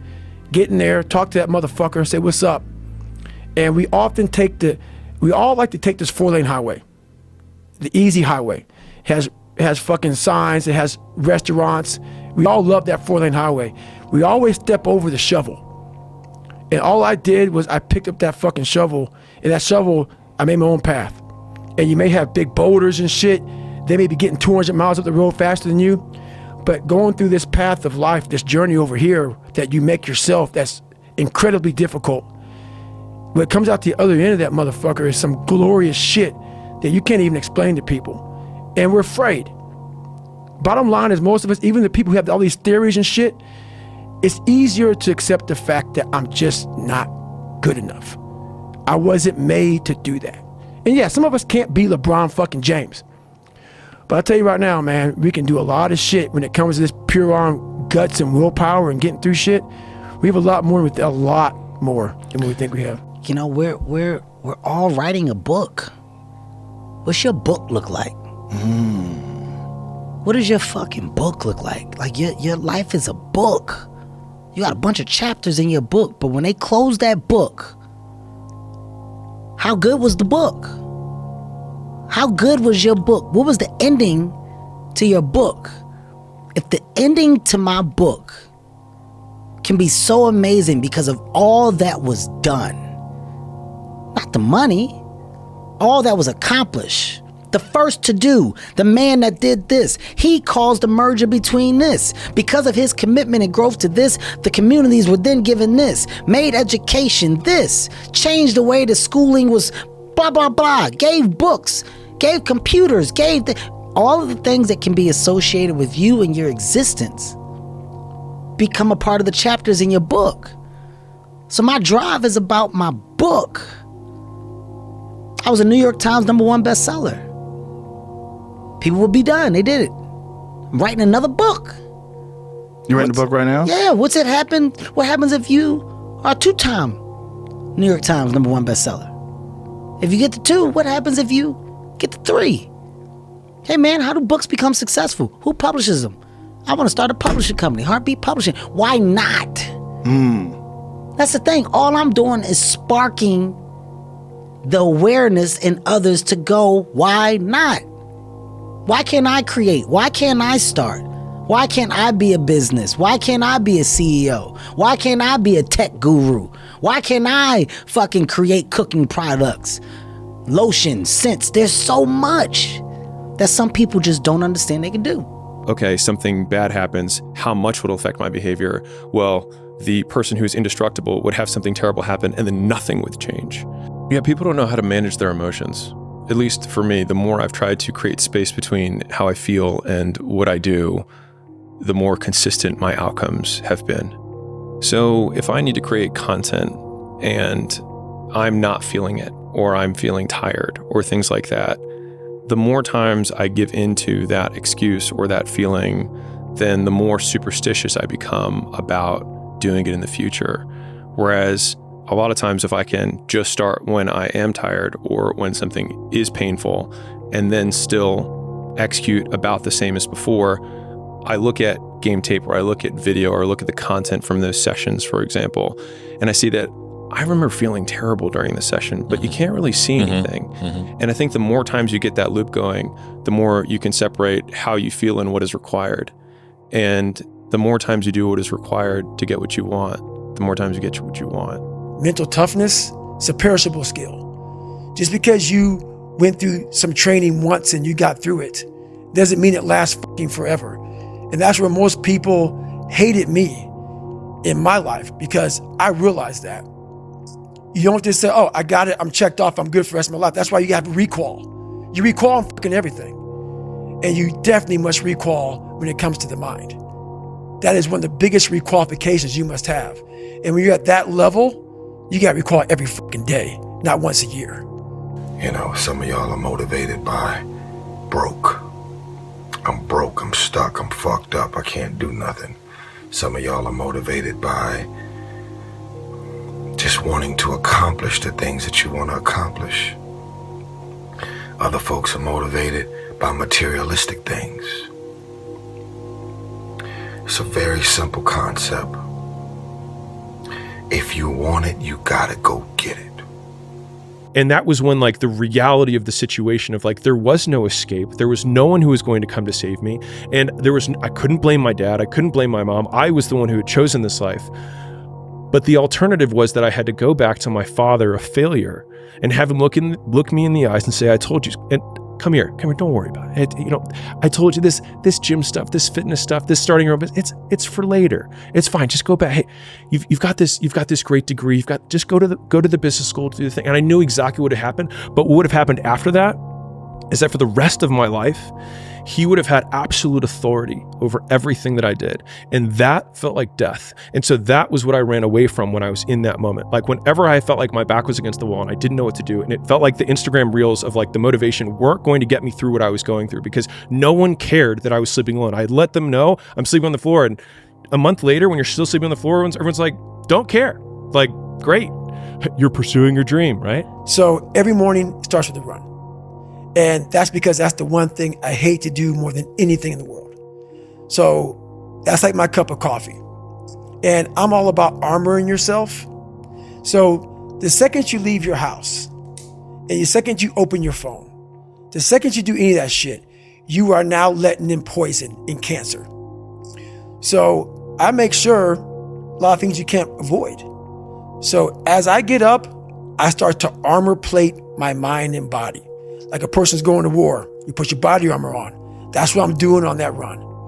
I'm waking up and I'm giving myself all this armor. So when I come out in the world, now look at that phone, I'm ready. I'm not waking up late. I'm not rushing around. I'm not disorganized, because I know I'm gonna get hit in the fucking mouth. There's an art to getting hit in the fucking mouth. And that is why these things are important. You have to wake up and you have to give yourself belief. You have to give yourself confidence. So it starts with that run. Your mind has to be stronger than your feelings. Your mind has to be stronger than your feelings. Think about every poor decision you've made in your life. Gosh. There was more emotion that was involved in it than there was mind. Every single one of them. Think about it. Really was. Your feelings keep you in bed. Your mind tells you, get up. Without commitment, you'll never start. But more importantly, without consistency, you'll never finish. It's not easy. Keep working, keep striving, never give up, fall down 7 times, get up 8. Ease is a greater threat to progress than hardship. Ease is a greater threat to progress than hardship. So, keep moving, keep growing, keep learning. See you at work. Workout's done, you paid your fucking dues. You're that much closer to becoming that person you always knew you could be. I mean, isn't it about time you do that? Isn't it about time you become that person you knew you always could be? How do you do that? You break the fucking mold, guys. You get the fuck out of bed when it's cold, when it's early. You do something away from the normality of what you've been doing. That's psychotic behavior. Doing the same thing, expecting a different result doesn't work that way. You must switch up the mainframe. Switch it up if you want a different result, man. Why not try it, man? Shock the system. Start with an earthquake, man. What I mean by that is, yeah, get up at 4 in the fucking morning one day. Just one day. And go for a fucking run. Commit to one day. And see how you feel. As you're jogging it back in around 5 or something. As your neighbors are still asleep. Or as you're jogging it back in at 6 o'clock. And your neighbor's just getting up, grabbing the coffee, looking outside. Wondering, what the day's gonna hold for them. Well, your day's already provided something for you.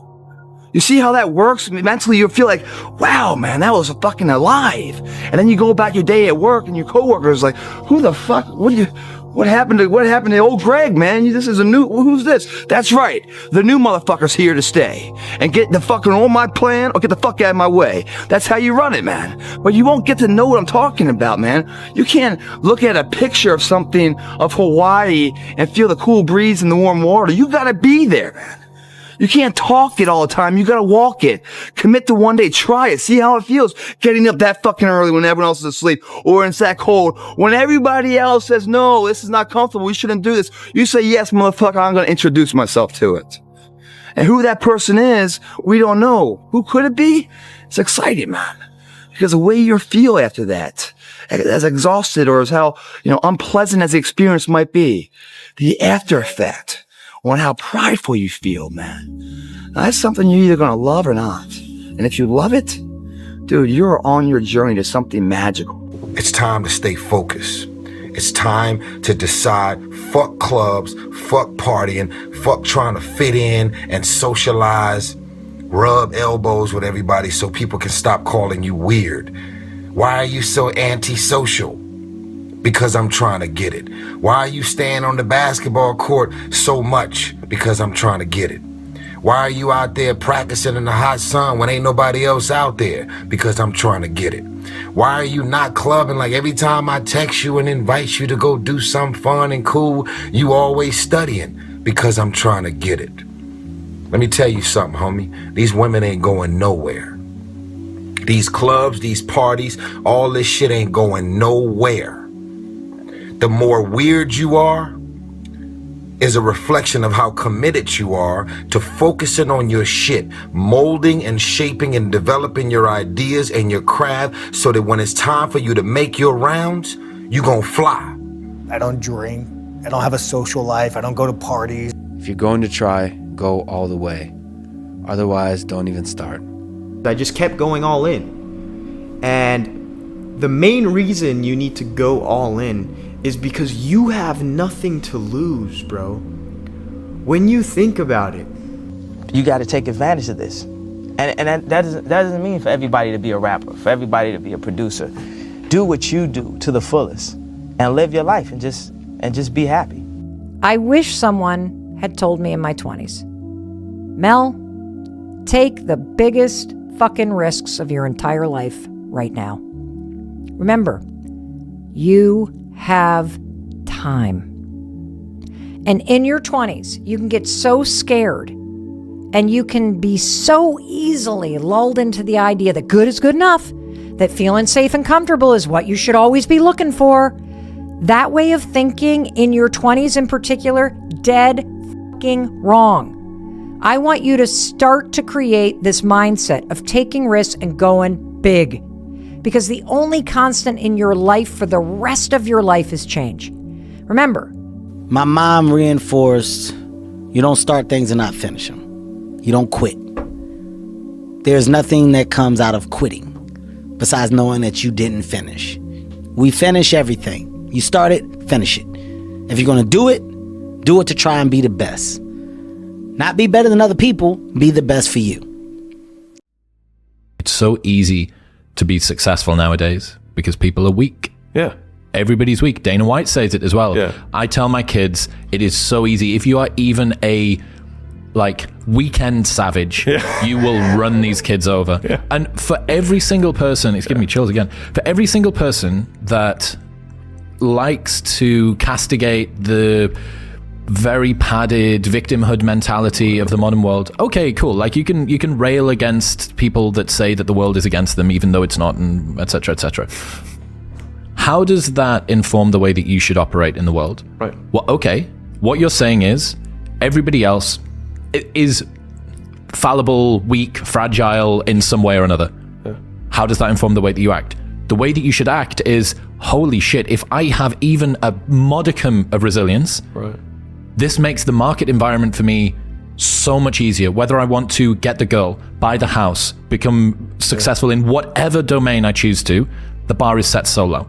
I would say when I start to feel fear about something now, I turn it into excitement. Because in the past, when I've started to feel fear, it's because something big that I've worked hard for that's really important to me has started to come creeping up closer. And there's something beautiful about the human experience of stress and anxiety, nervous fear, and all those things. And just trying to embrace that and lean into it is the best way I've been able to handle it when it comes to performance. But when there's stuff that's actually like impending fear of my health, let's say, something that I can't just be like, lean into the excitement that I might have a health problem or something. I've found, again, I've tried to embrace it and just feel it and sit with it and feel feelings, as we've talked about many times, and that's helped. But there's another level of giving it the validation that it deserves, the feeling, the validation it deserves, and that, to me, that's being able to vocalize it out loud. And I think this is different for everyone, but for myself, I'm a very introverted person, and I tend to keep things to myself, and I have a brain that's very logical. So it's like, well, I'm scared about my health. Well, you have no reason to be scared about your health. You're healthy. You do these tests and all these things. Well, I'm still anxious, and I'm like working through it logically in my brain, and I try and just like diminish the feeling that I have logically and work through it myself. And it's a dance and it works a little bit, but it doesn't fully go away, it just pushes it down. But when I'm able to vocalize it and express it out loud and get the actual words out of my mouth and share it with someone, typically my wife, and able to regulate with my partner, and she's able to listen to me and, you know, validate my feelings of what I'm going through, and of course you feel like that, you know, X, Y, Z, this is very normal. I'm like, oh yeah, you're right. And then it's just all of a sudden like ease. And I'm like, oh, I feel a lot better now. You know, I feel a lot more calm and relaxed that I've released it.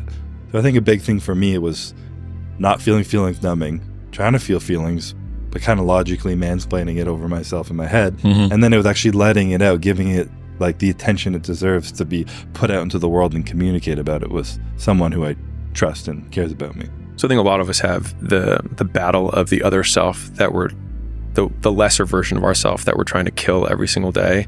And so a lot of times we have this desire to point the blame finger externally, but wherever you point the finger of blame, power follows. And so whoever I blame for the life I have is the person who I give all the power over my existence, over my circumstances. And so it hurts, but if you turn the finger inwards and you start saying, I don't like my life. The person that I need to punish or get back at is the real person who got me here, which is me. And so you may be right that other people did certain things or you got dealt a bad hand. It also doesn't matter, because the only thing that you can't control is obviously the actions that you take. And the only person who's in control of that is you. And so the revenge porn is thinking about what the version of you who got you here did, and then acting in the exact opposite of that as many times as you possibly can. And the pain that you feel by rejecting the thing that you used to do that got you into this bad circumstance, that's the real revenge. I've trained 99% of my life alone. No one pat me on the back. I did all of the work alone. And while I'm still hard on myself, I know what I did. So whenever times get bad for me, people, all this, who's gonna carry the boats and law? That's real. I hate that people know me for that guy, because that guy is not every fucking day. Like when they see me, they want that energy. That's not me every day. I can extract it immediately when I need to, because when you train alone, and I lived alone for so many years in this misery, and you're able to get out of it by yourself, I can take myself to such a level of real passion and purpose. And like the feeling I get is something I can't even explain by myself. I don't need anyone. That's why people come to me to motivate them. No one can motivate me.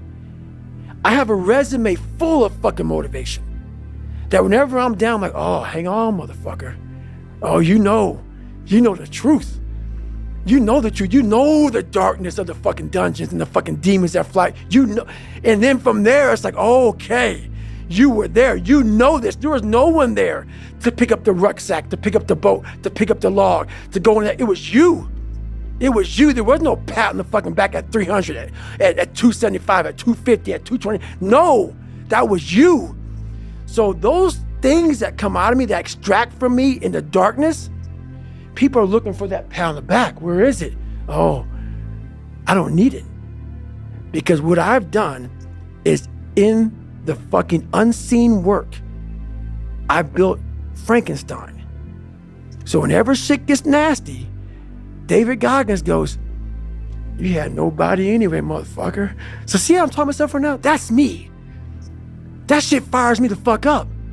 That shit makes me fucking nuts. You had nobody anyway, motherfucker. Look around you. There was no fucking team. It was you. There was no weight loss program or mom and dad waking you up saying you can do it, you can be better, trying to build belief. You built belief when you had nothing. Rock bottom. You did that. So as times get hard for me, the truth comes out. And my truth is powerful as fuck. It's real. It's tangible. I feel it. It comes out of my brain as I speak about it. I'm reliving every single dark moment of my life to be here. So that is what people don't get. That is what motivates David Goggins, is the unseen work. You know, I don't focus on perfection. I focus on just doing the best I can. But even within that, I have that voice in my head that will look at myself every now and then and be like, not that I'm a shitty person, but if I'm trying to be Mr. Olympia, like, you're not fucking doing enough. And it creates a impeding anxiety upon myself, like I'm not doing enough. And that's not like an overwhelming thing all the time. It's a drive for me to keep being better and keep pushing more and more, but it's a lot. So I think being able to manage that is one of the most challenging things of maintaining success for an extended period of time.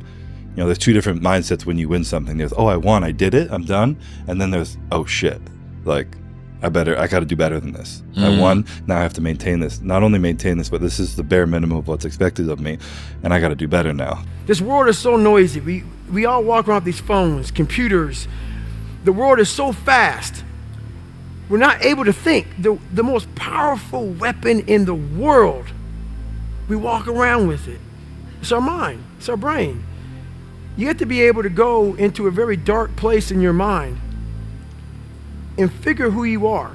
Go back to what you want to do. What's your purpose? We can't figure our purpose out, or why we're here, or why we're even born, or whatever, because it's so loud in our mind. We don't have any quiet time with ourselves to sit back and say, what do I really want? There's so many different dialogues in our head that we can't think. So my biggest thing is, you have to be alone in a very dark place in your mind to think about what is important to you. Every single day is another opportunity that you can turn it around, guys. This air we're breathing is life. You can take this life and transform it the way you want. Drive the car you want. Drive your destiny into what you want, your dreams, to make them a reality, guys.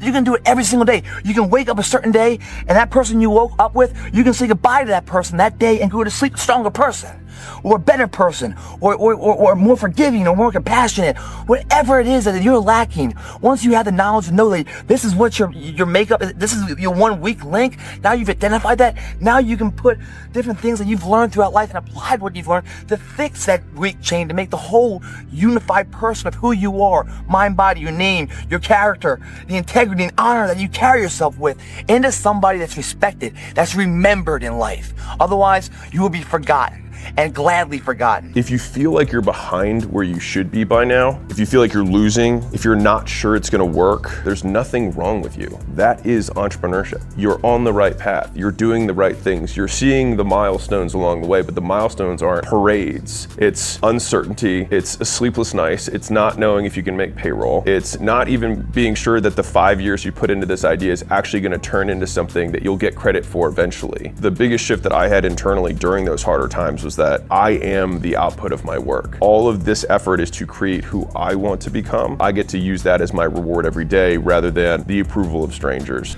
95% of the game, like I said before, is right up here, guys. If you guys fucking believe you can do this, you can eat fucking Twinkies and become the fucking man. I know there's no scientific evidence for that, guys. But I swear to you, obviously eating right, resting, having good cardio and everything else, all these things add up to equal weights, and they're all very important. But none of them mean anything without the mental fucking state that today I'm no longer being a fucking loser. Today I'm gonna change my fucking path. I'm gonna get on the path of success. I don't care how long that road is. I'm gonna see it through no matter what, because you know what? I've been living enough years in this shithole, and I don't wanna be here anymore. I'm not happy with this, and I'm tired of making excuses. I'm tired of going through the same circular motion of shit. I want to be different. And unless I look every single day, I'm getting older, meaning I'm gonna get older, I'm running out of time. I don't want to be this way. I want to get out of this. How do you get out of it? You say you're gonna do it. You commit to it. You make it fucking happen. As you get into it, guys, and you feel that love, that sweat equity, that pump, that life that's found in non-tangible items, as like the weights. There's no life in the iron, but when you grab and you start moving, somehow that iron brings life into you. You get that feeling, right? You stay on that path. Then you start applying all these other tricks of the trade and everything else. Finding out what the optimal supplements are, what the optimal, times to eat are, what the optimal cardio is. But apply yourself before you do any of this, guys. Don't make up another excuse that, oh, I'm not gonna join the gym today, I'm not gonna go work out, because I don't know how many fucking proteins or fats or carbs I'm supposed to be eating. So therefore, I shouldn't start until I have everything done. Life doesn't work that way. A little personal situation for me. I got a lot of goals in my life, and I'm trying to overcome one of them right now. And I'm like, as soon as I get this one done, then I'll move on to this one, then I'll move on to this one, then I'll move on to this one. Well, life doesn't work that way. You gotta be a jack of all trades, as well as a master of one. I know there are different ideologies, but it has to work that way. Meaning, life will not give you, okay, you've got 2 years to knock this one out, and then you have it done, and then we're gonna move it. No, it's an overlapping of everything, guys, and you learn it along the way. That's what makes it exciting. Don't just get into the gym, find that fucking love, man. That mind, the body, connection. You're gonna feel invincible. And then when you have that's 95% of the game. The last 5% is what you eat in your supplements and everything else, That's gonna just enhance all your work so you get the most bang for the buck out of it.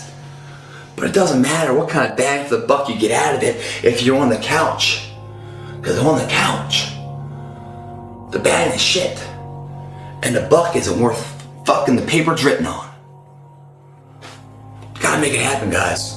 Now, coming up on Dad's Day, I was asking myself, what's a value that I learned as a child that has really helped me become the man I am today and pursuing to be?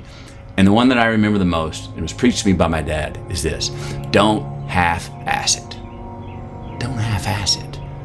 Boy, that never goes out of style, does it? I mean, think about it. If you're gonna do something, if you've chosen to do something, whatever it is, easy, hard, if you give it your all and you don't half-ass it, win, lose, draw, get what you want, don't get what you want, whatever the outcome is, if you don't half-ass it, at least you're not gonna have to wonder, oh, would the outcome have been different? What if I did give it my all?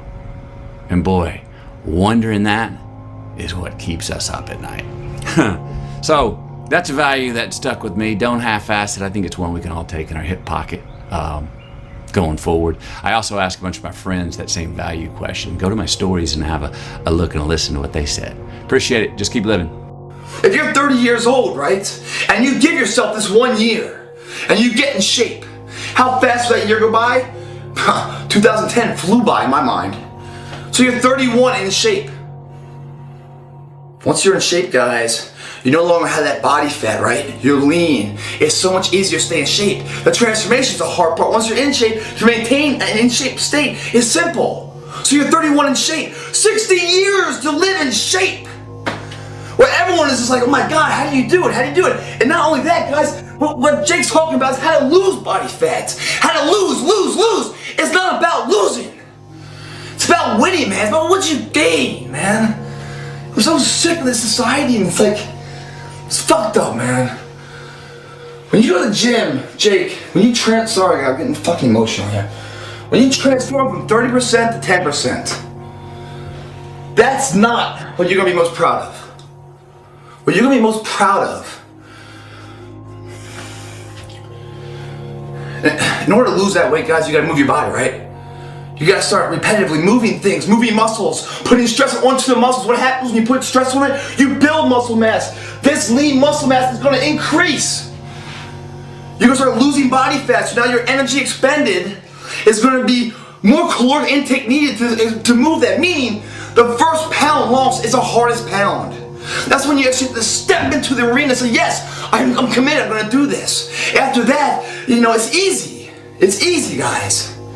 Everyone's like, has this big block, oh my God, it just seems, oh my years, no, I don't want to look at it, it's too scary, I don't want to look at it. But if you go and you try it for once, man, try it for a week or a month, you'll see, it's really not that bad. And then every single day, you just keep doing it, it's repetitive from there on. And then as you get better in shape, it's not what you lose, it's what you gain. You get the confidence, the mindset to overcome things. You're seeing a positive energy within yourself, resonating to other people. You're carrying yourself better. You're getting stronger. You look in the mirror, you're happier in your life. Everything's a win-win-win. What's the alternative?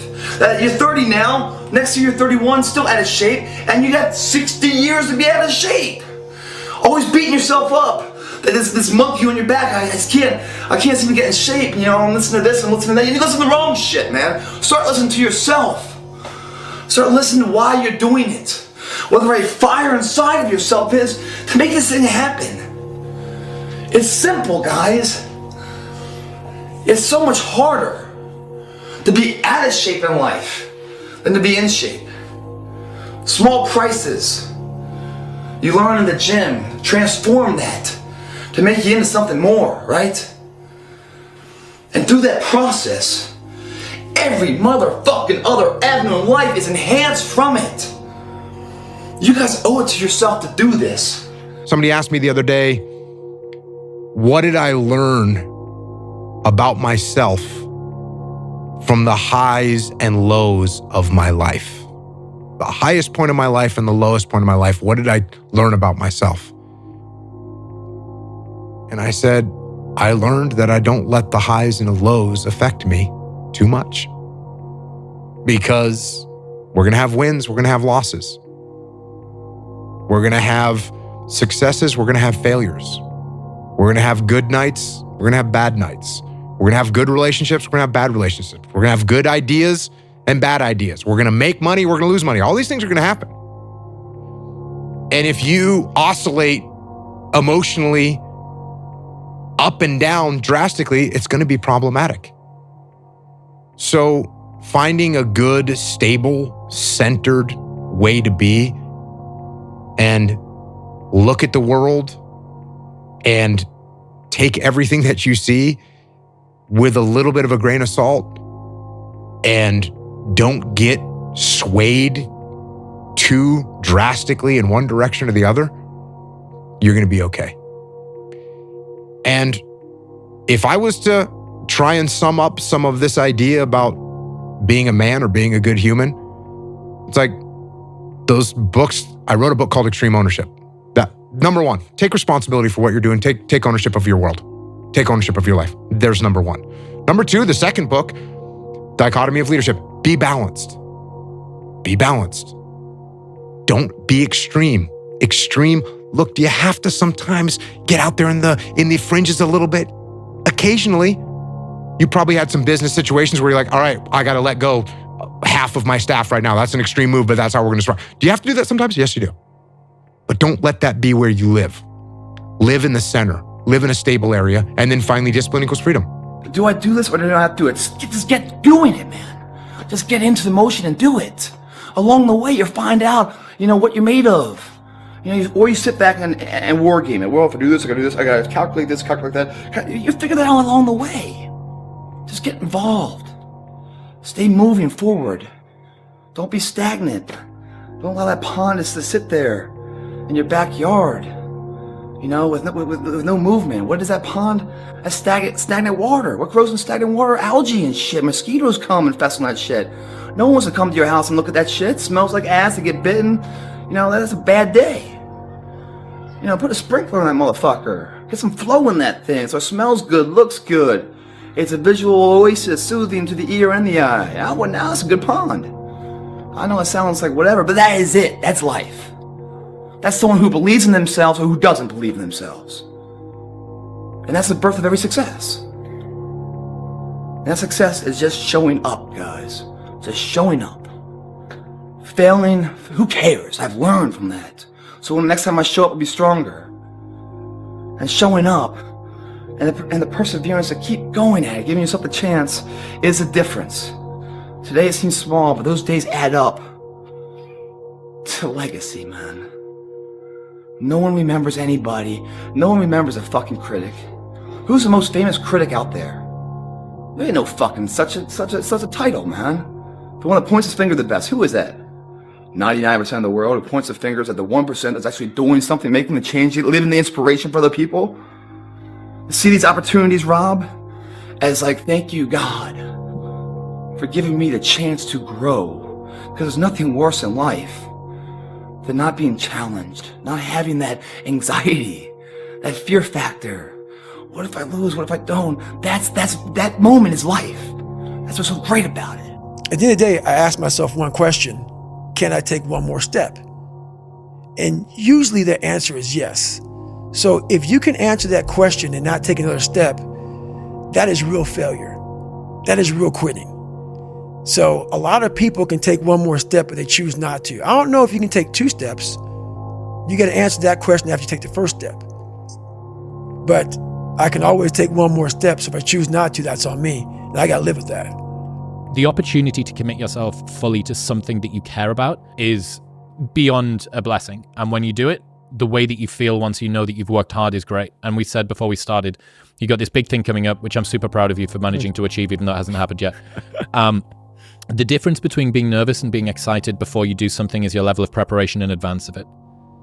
If you step out on stage or in front of 500,000 people on a webinar, which is the craziest sentence I've ever said, if you step out on stage in front of 500,000 people and you've done absolutely everything, there's nothing to fear. At the end of the day, you gotta be a little selfish. You gotta make yourself whole. You gotta love yourself before you can love somebody else, is what I'm trying to say. So these people around you, if they aren't providing a purpose, if they aren't, a purpose of motivation because they're successful, or they're inspiring, they make you laugh, or they make you feel good, keep them. If they're draining on you and they're just a debt to society, kick them the fuck off the dock, man. Throw them down. You don't need them in your life. They will bring you down and decrease your potential of who you can be. Not only people, guys. I'm talking about negative energy and in work environments and social settings. Find out if it's working, guys, and do not fall into a comfort trap. A comfort zone is your danger zone. Just because it's comfortable, it's probably wrong. I know it sounds weird, but we all get all comfortable and we go through the motions and it's rehearsal and we no longer are thinking, it's just comfortable. No, if it's comfortable, you're not forced to adapt to anything new. So therefore, you're not growing anymore, intellectually or physically. You're just going through the fucking motions. Going through the motions is going to be repeat resolutions every single year, guys. To succeed, you must fail. In failure and in suffering, all the answers are in there. All the answers to all the test questions. The test is your life. All the answers are in there. You don't have to live in suffering and pain and failure all the time. You have to learn, I need to visit it. Like people hate working out. You're only going to visit working out maybe an hour a day. 23 other hours of the day, you're not in it. But how you become in shape is you must visit suffering, visit working out 1 hour a day. Visit suffering 1 hour a day. Visit your past failures 1 hour a day. The relationship with it is the answers are in there. They are in there. What I'm saying is that if you're in a job opportunity that you need the kind of money, but you absolutely hate it, and you always wanted to kind of break loose of that, why not try it, man? What's the worst that can happen? What's the worst that can happen? You fail, but you're happy, meaning that you did something. You decided to do it. You said you're going to do it, and you did it. If it doesn't work out, at least you know the outcome, I much rather try and fail than wonder what if the rest of my life, if I could have won. You know what I mean? I'd rather fail 300 times. Everyone that's out there that's ever succeeded anything in life, guys, that have really done something inspirational and is a historical landmark and person of society, they failed 1,000 times before they achieved that one thing. So the big thing is know that if you have big goals and big dreams, along the way, failure is going to happen. So how fast do you get up from that? And you got to teach yourself that. Don't think that your first failure means you're going to fail totally. No, that's your report card. That's the greatest thing in life when you fail. Because in failure, you find out where your shortcomings are. So then you can apply your efforts to improve those shortcomings and make the whole picture better, guys. If you don't fail, then you don't know what to improve. You just keep improving your strengths without ever having to improve your failure. That right there is bullshit. That's your comfort zone. Because you don't want to be comfortable, man. You always want to be pushing the envelope. So you guys are in a busted situation, whether a relationship or work, take a look at it, man. Is it working? Is it workable? If it's not, maybe it's time to cut it loose. I know it's scary, but you will find a new person inside of yourself for doing it. At the end of the day, I asked myself one question: can I take one more step? And usually the answer is yes. So if you can answer that question and not take another step, that is real failure. That is real quitting. So a lot of people can take one more step, but they choose not to. The little details in life add up to be the moments, the inches, the seconds we need to be successful.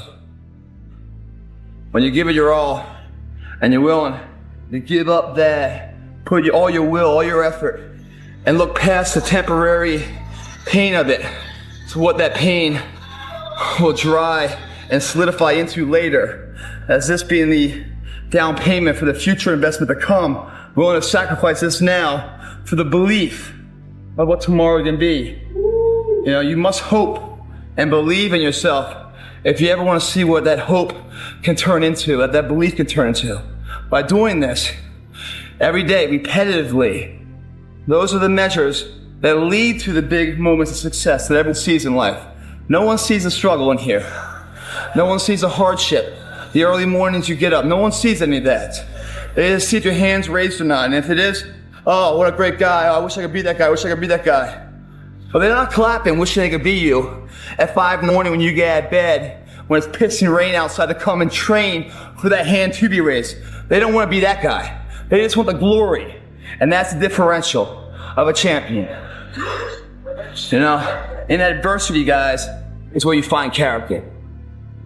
We all live in this world where our brains are keeping us in this box. Outside that box, on the other edge of suffering, which is on the other edge of that 40%, is a world that's endless of opportunity. But we are afraid to go outside that box because in that box is comfortable. That's where all of our nice stuff, you know, that's where the nice 4-lane highway's at. I know where the restrooms are at. I know where the gas stations are at. Outside that box, man, God gives you a shovel and says, man, start digging. That's not fun. But when you dig your own path to all kind of stuff that's unknown.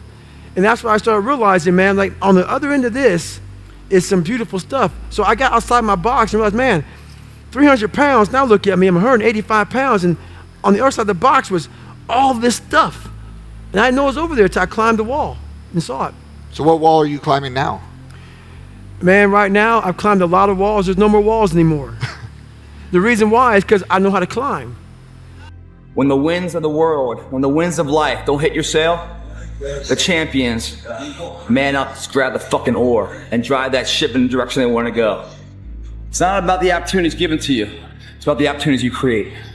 I mean, I can't tell you the definition of success. I really can't, man. Because it's individual to every individual. It's a measure of will and heart.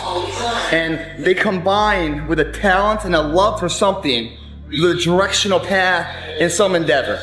And there's so many factors in there. So it's very hard to really put the recipe of what success really is. It's a portion of heart, a portion of will, and an unyielding dedication to see that through. You know, and it's different for everybody. And there's very few examples really of true success to really measure and emulate from. What there's a plethora of are examples of failure. I can tell you the recipe for failure. I can tell you how it's hard to get off the couch and take that one step towards greatness. I can tell you how hard that is. I can also tell you how hard it is, 10 times harder, looking back on your life as time expires, knowing you could have been great when you did get off the couch, but there's too much time, you can't do anything about it. I can tell you how the worst failure in life isn't the person that fell down, it's the person that never got out to try. People struggle to do things alone. And the path of the exceptional person is one of an exception, which means that you are not with other people. And rather than fighting that or bemoaning it, see it as an indicator that you're on the right path. Because if everyone else were cheering you on, then it means you're not in the right place, because it means you're just like everyone else, and that's not where you want to be. There's a million examples on how failure is made. Success is written every single day. And it starts here in the gym in small endeavors. Planning it out, having everything in line to ensure success. Thinking before acting. Right now when it's hurting, do we go on or not? Do we give much and give it that one? Will we lighten up the pain saying a little too much? Do we welcome it? Or do we run from it? Understanding that you can't listen to people. Because even my parents didn't want me to do martial arts. They didn't want me to fight. They didn't want me to do stand-up. There's like, you have to understand like who you are, and then in the face of other people's either criticism or, you know, lack of faith in your ability to succeed, you push through, and there's great benefit in that. And then you realize that you can kind of apply that to other things in life. These little tests, the little tiny details of life, makes that dream a possibility. It's right here. You're being tested every single day in the gym to weather those storms out there. So you go into adversity at your job, or in your relationship, or any other endeavor in life. that you've already seen it once. You've seen what pushing through that is, facing it, meeting it head on, that fear, that pain, whatever else, how you can beat it back. You've done it here day in, day out. So out there, when you do it, when it does arise, you do it again. And you don't fall down. If you fall down, you get back up. You keep getting back up. What I do right now, I take one step forward. I turn around in exhaustion. Salute my former self that was right there. Proud of that motherfucker. Yeah, I'm tired. That motherfucker gave it his all to ensure that right now, I got the most out of it. That motherfucker and me are the same. But it's funny, when the pain starts to set in, you know, you start going for a run, you start to feel that fatigue sets in.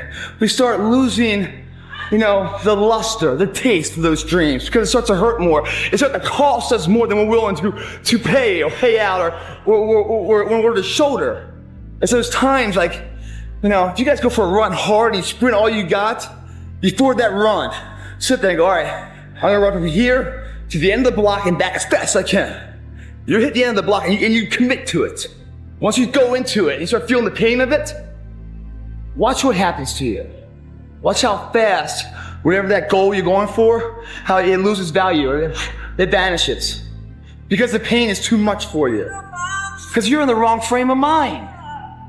Mentally, you must be there before you physically even start. When you go there, you've already finished the line, you know, the race at that time. You're not thinking of the pain. You're looking at the fucking clock beating it. It's a mindset, guys. Before it's ever some body. You know, the physical body is just the messenger of the true will of what this is saying. This doesn't say it. This can't do it, motherfucker. You know, fortune favors the strength, man. Favors the strong. It doesn't favor the weak. If you want good fortune in life, it doesn't come your way, man. You have to create it, man. You have to create your opportunities in life. They'll come in disguise. Victims see their past as their fate. Champions see their past as their origin story. And so a lot of people are living through their origin story right now, or they're living through the very reason that they'll never be successful, but it could be the exact same situation. Well, if you're working hard and your pulse of life is always beating, that disguise is always seen. Most people that are feeling down and that are the losers of society, they're always looking for excuses. Where the winners are looking for solutions. Those opportunities come in disguises where if you're in it to win it and that's your mentality, you see right through that disguise and you jump at it. But some people are like, what are you doing, man? It makes no sense what you're doing. They don't understand it because they're not in it to win it. They're mentally fucking, I've already lost it. They've given up before they even started because mentally they don't believe in themselves. So, it's like when the winds of life don't hit your sail, you grab the fucking oars of life. And you start pushing your body, your boat, your vessel into the harbor of a known point that you want to be. No one's gonna fucking get you there. You gotta get yourself there, guys. These bars, man. These bars, yeah, they exist here. In reality. Or far too often, they exist in your head. Self-created barriers that you put yourself in the way of. Saying, I can't get through, I can't get through, I can't get through. And then you stop your endeavor. Instead of saying, hey, if I turn my body, I can get through. See, that's what winners do. They find solutions. Where losers, no, I can't do it. See, it's too hard. So I can't. Fuck those people, man. If you're one of them, fuck you. That's what. Up, stay fit. Thanks for watching. Life can be much broader once you discover one simple fact, and that is everything around you that you call life was made up by people that were no smarter than you. I think what makes life more difficult for people is the judgment they have on themselves about what they believe they're supposed to do or supposed to have achieved, or that this condition or this thing that happened is good or bad, or it should have been good or it should have been badder. And the story of the boy with the horse in the village, I'll tell it in 30 seconds, which is dad gets kid a horse and everybody in the village says, that's amazing. The old man says, we'll see. And then the kid is riding the horse and he breaks his leg, and everyone in this town says, oh, that's so horrible, and the old man says, we'll see.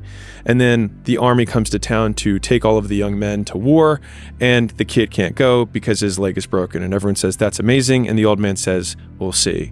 And the thing is that as we continue to play out the timeline of life, we can't know if anything is good or bad until the day we die, and the day we die won't matter because we'll be dead. And so it means that at the end of the day, all of the things that occur simply occur. And for me, reminding myself of that I think this is bad or I think this is good, it limits the peaks and it also limits the valleys. And saying, this just is.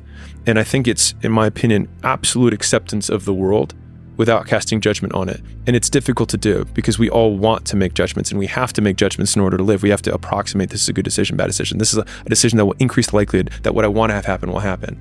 But most of the good bads that we have that are coming up are not for our own benefit, are not aligned with our goals. They're aligned with one person that told us something when we were 7 years old, and then we incorporated that and we say, oh, this is bad, because someone else, when we were a kid, like, you hit your head and then you look at the adult and the adult says that's bad and you say, oh, it's bad, I'm gonna cry now, right?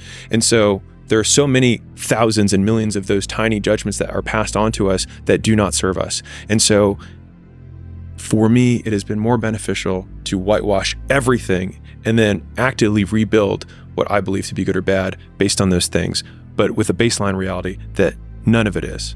Then the time come for you to be your own man and take on the world, and you did. But somewhere along the line, you changed.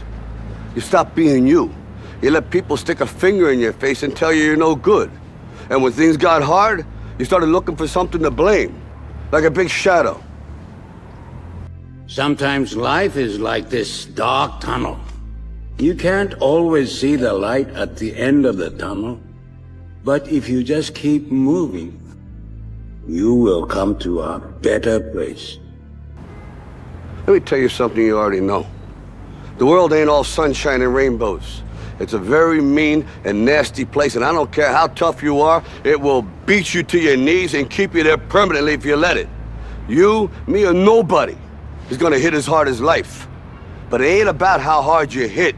It's about how hard you can get hit and keep moving forward. How much you can take and keep moving forward.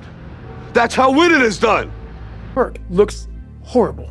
It's not motivating. It's not motivating at all. It ain't like Rocky round 14 where he gets knocked down and goes like this to Apollo Creed.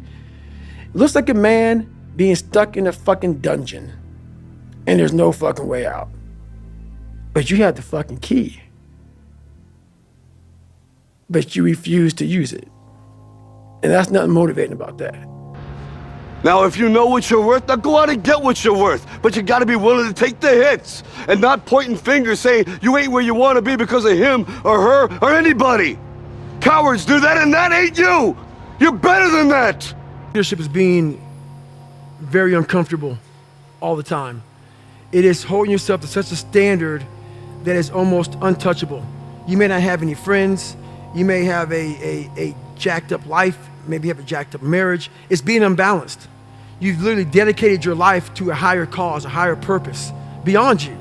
And it takes that person in your life to understand your mission. And it's totally mission oriented. It's that guy that's like, okay, let's say we're gonna work out at 5 o'clock and I'm in charge, I'm the leader. My guys and my girls, whoever it may be, need to see me running to work at 3:30. I need to take every excuse that they may have away from them. They need to see me outworking them every day, not trying to put them down, but saying, God, man, if he's doing this, man, so when I tell you to do something, you can't say no. You realize, fuck, he's getting after it every day. I cannot say no to him. He's leading by example. So that's what it's all about. It's about, and people say lead by example. It's so easy to say that, man. It's so easy to say that, but to do that every day, to wake up every day miserable and say, God, I don't want to do this anymore, that's when you know you're a leader. When you're at that point and you're saying to yourself, every night is Groundhog's Day. Every single day, you know, I'm going back in the lab again, man. I'm going back in the lab every single day. You know it's not going to end. That's when you know you're being a leader, when your life truly is it sucks. It's just truth, man. Perspective. Being a leader is horrible. It is. I did it for a lot of years, man. You have to set that bar even higher. Because so you have to have something, so for people to look for, people to reach. Never ever think small. If you're going to accomplish anything, you have to think big. You have to go and shoot for the stars. The biggest challenge most people have is because they think small. And the reason why people think small and why they choose small little goals is because they're afraid to fail. They know that if you shoot for a big goal, then the chances of failing are very high. And they're afraid of failing. It's one of the most common things why people are frozen and why they can't make a move in life, because they're scared of failing. I say to myself, hey, I'm not worried about failing because that's part of life. You're not gonna go and win everything. And how far can you fall? Look at this, this is the ground. That's as far as I can fall. And you know something?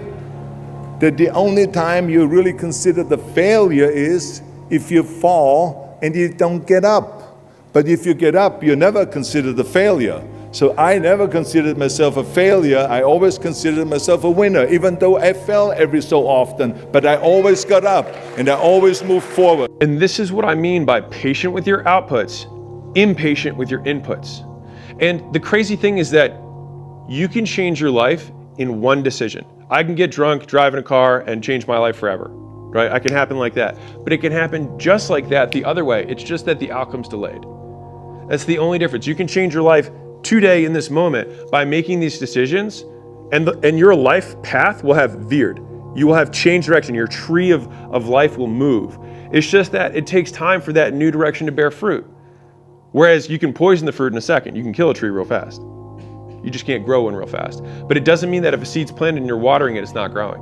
It just takes a second to get above the surface. I'm capable of so much more than my mind understands. And I think that's just the greatest part of the journey that I've achieved, is like that understanding of what I'm capable of and that belief in myself to what I can accomplish. And it only came through the journey. It didn't come through the winning. It came through the challenge that came along the journey and coming through it and fighting through it and the beauty of all that. And on top of that, there's just been so many moments in the midst of things where like it's a workout or it's a diet or I'm starving or I'm doing check-ins or something, and I'm just like, this is incredible. Like, I'm peak conditioned in the world right now, fighting to be the best in the world, and I'm living in that moment right now. I'm doing this is what it takes. When people see something on stage, this is what they don't see, or what I'm feeling in my mind, what no one will understand, what it takes to get there. I get to experience this every day, and I think it's just part of the human experience of feeling in life that's just so beautiful. Everything I talked about, 3 hell weeks, Ranger School, running, swimming, I did triple Ironmans, I did all kind of crap. And when I got to about 33, 34 years old, I started being extremely sick. When you have an ASD, and so ASD is atrial septal defect, a lot of us are born with a hole in our heart. When we get to a certain age, it closes. Mine was very large. So basically, the good blood would get with the bad blood. So the oxygenated blood would be deoxygenated, and so the bad blood was going through my body, long story short. And that's how I was doing everything. And so they sent me to Johns Hopkins. Everybody studied my body. They studied everything. And one guy says, you know what? We can't find anything on how you did all this. How are you able to do all this? A head guy came in from MIT. And he said, you know how he did it?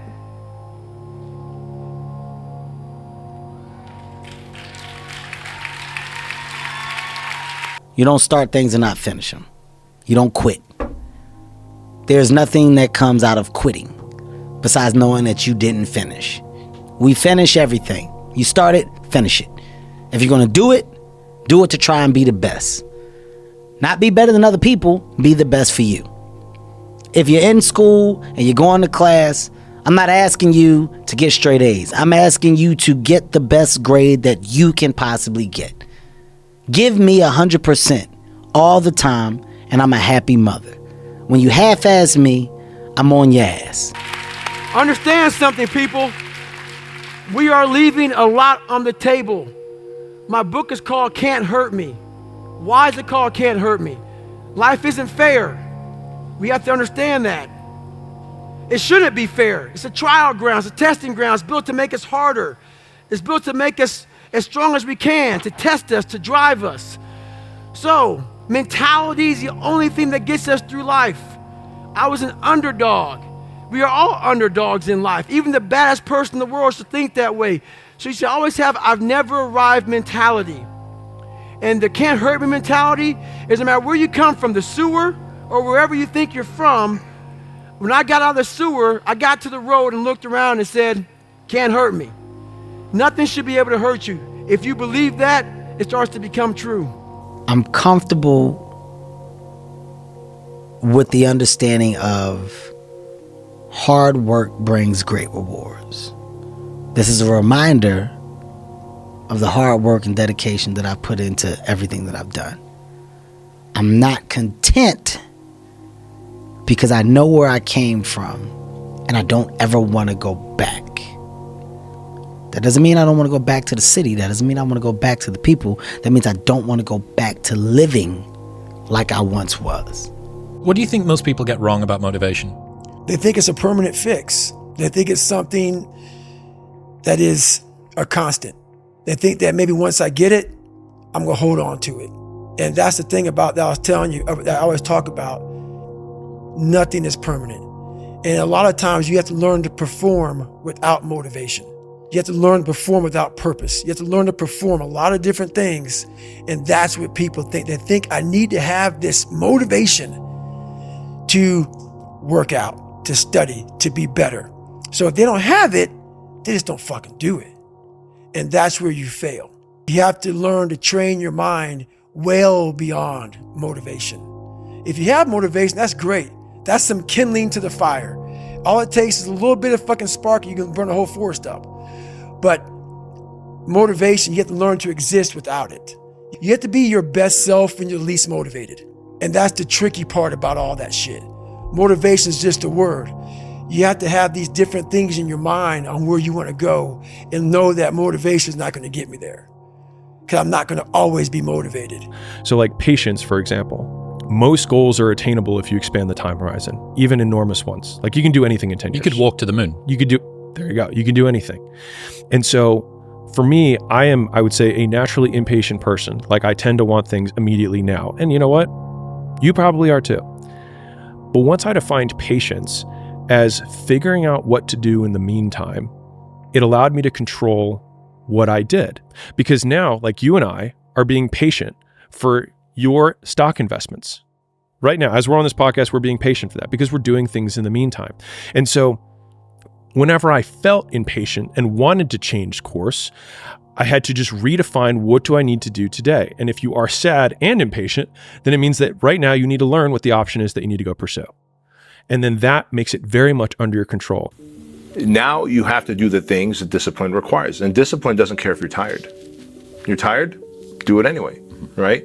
Discipline says, oh, you don't feel good. Well, do it anyway. Discipline says, it's raining outside and it's cold and it's windy. Do it anyway. I always tell people that about working out. Like, fuck your motivation. Fuck your motivation. You need discipline. Because motivation's not there every day. I'm missing motivation most days.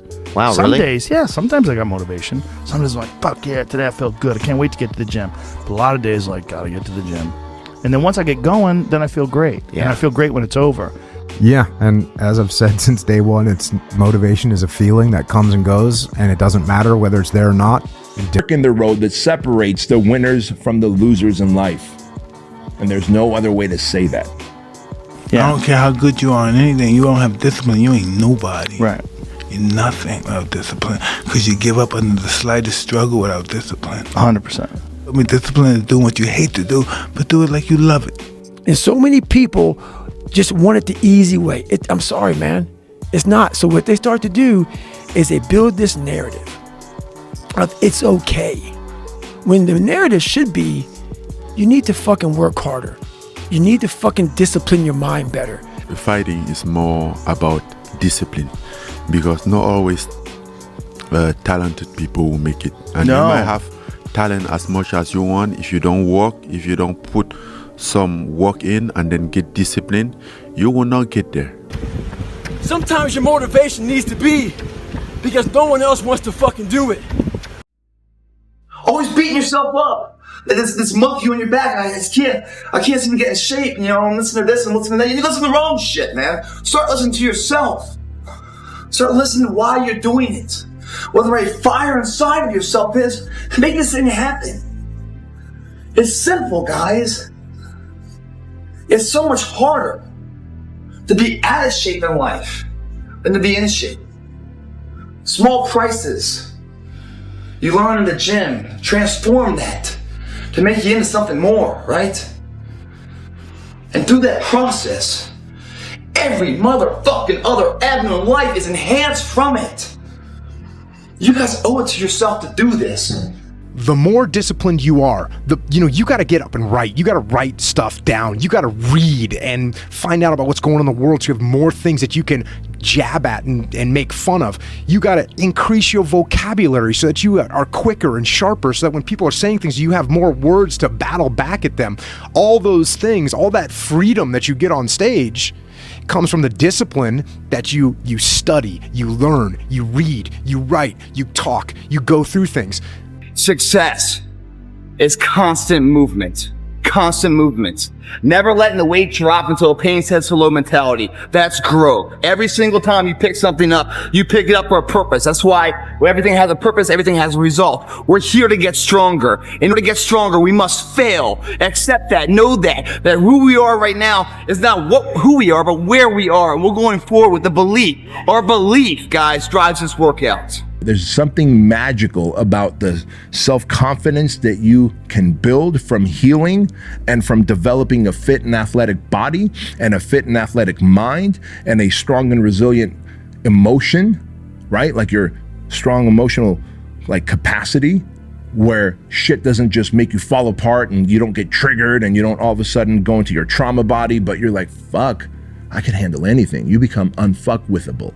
And that's a really good thing to become. Believe in the difference you can be. Stop being average when your potential is crying to come outside and be more than that. That burn you feel, man, you gotta earn that burn, that pain. That means that you did it right. Continue to do that. Nothing's in your way, man. You're a kid again with everything is a possibility. Two forms of pain. Pain that breaks you and the pain that changes you. That's the pain of a change right there. That's the pain of progress. The pain that destroys you isn't this shit. It's later in life knowing you could have been more, and all that's left is you and the fucking mirror and tears of a possibility left that you allowed to die. Own your fucking life, guys. You have every opportunity. There's no excuse not to be the hardest motherfucking worker in the room. In all your endeavors, schoolwork, the gym, your career, your relationship. Unchosen suffering is going to happen, right? So the only thing that you can do is have some chosen suffering to prepare for it. It's the only thing you can do. That's the only thing you can practice for the unchosen suffering, is have chosen suffering. Do something that sucks every day. Your name's attached to it.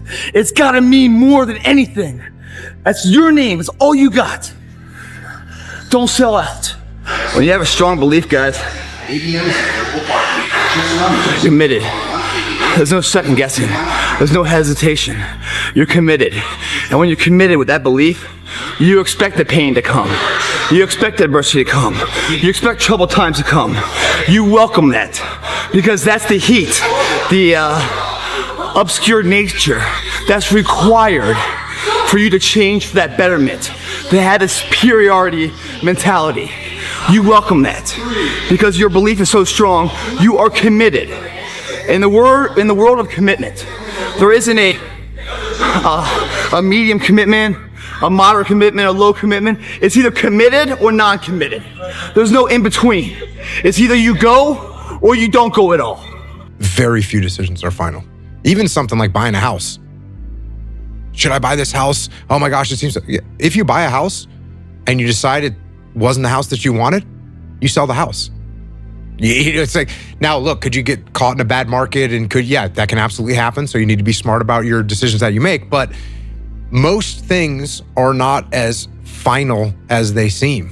Most things you're going to be able to, and you paid the realtor, so you lost 3% there. You paid the other realtor, you lost 3%. You had to pay the mortgage fees. So you're going to lose some money. But it's not like you buy $1 million house and then you decide you don't like it. You don't lose $1 million. You lose 80 grand or whatever, and it's okay. 2 years, 3 years, you get it back. So people think of decisions as being permanent. So when your belief is that strong, that's why you become a student of the game first. Student of the game with the belief that you can win this. You apply your brain first to the activity physically.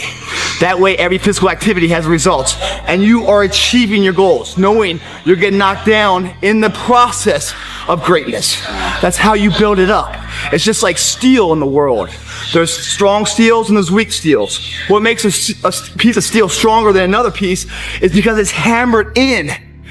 The threshold, the pain, the tensile strength of it is hammered and hammered and hammered. It's used to all that bearing, hammer, so it becomes tougher and tougher and tougher. Our body's the same way. It's like a piece of steel. The harder we work it, the harder it gets.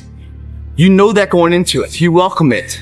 So when you feel the pain, you know you're just hammering in yourself into a stronger end state. But you got to heat it up and go through the pain first. I remember in the pumping iron days, people ask me in the gym all the time, why are you smiling all the time? Why are you so happy? You have to lift 50 tons of weights. You have to train 5 hours a day. I mean, I look at the other bodybuilders' faces and lifters' faces, and they look kind of depressing. They look sour. They're miserable that they have to lift weights. You don't look miserable, you look happy. And I tell them always, I say, I smile because I know exactly that every rep that I do, that every set that I do, every weight that I lift, I get one step closer to turning that vision of mine into reality and becoming that Mr. Universe. I could not wait to lift another 500 pounds in the squats. I could not wait to do another 1,000 sit-ups. I could not wait to do bench press and more curls until I couldn't move my arms anymore. Because I knew that every rep got me closer to standing on that stage as a champion. As a matter of fact, when I lifted weights, I didn't really feel like I was lifting weights. I felt like I was lifting a trophy over my head each time I lifted. And to have all those bodybuilders around me and thousands of people screaming. And I tell you that this vision didn't just help me in bodybuilding, it helped me with everything, like I said.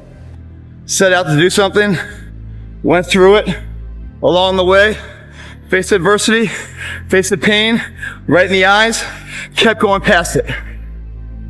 Pain, temporary, cried forever, completed, check that motherfucker. Continue to do that, man. Only one place to go. Whew, up. Well, the common man's always remembered because he's the hardest fucking worker in the gym. That's you guys too. They give me some weird fucking looks and everything else. Fuck them. You think I even know that? You think I give a shit about it? You know, no, I'm here for my own reason. My belief, where I'm going. In here provides a betterment for me, a purpose for me being here. They don't exist. I don't give a shit if the girl's fucking butt naked, bent over with a wet pussy asking me to come over. I got work to do. Because if I get my work done right, I'll have a line of those motherfuckers to choose from if I do it right.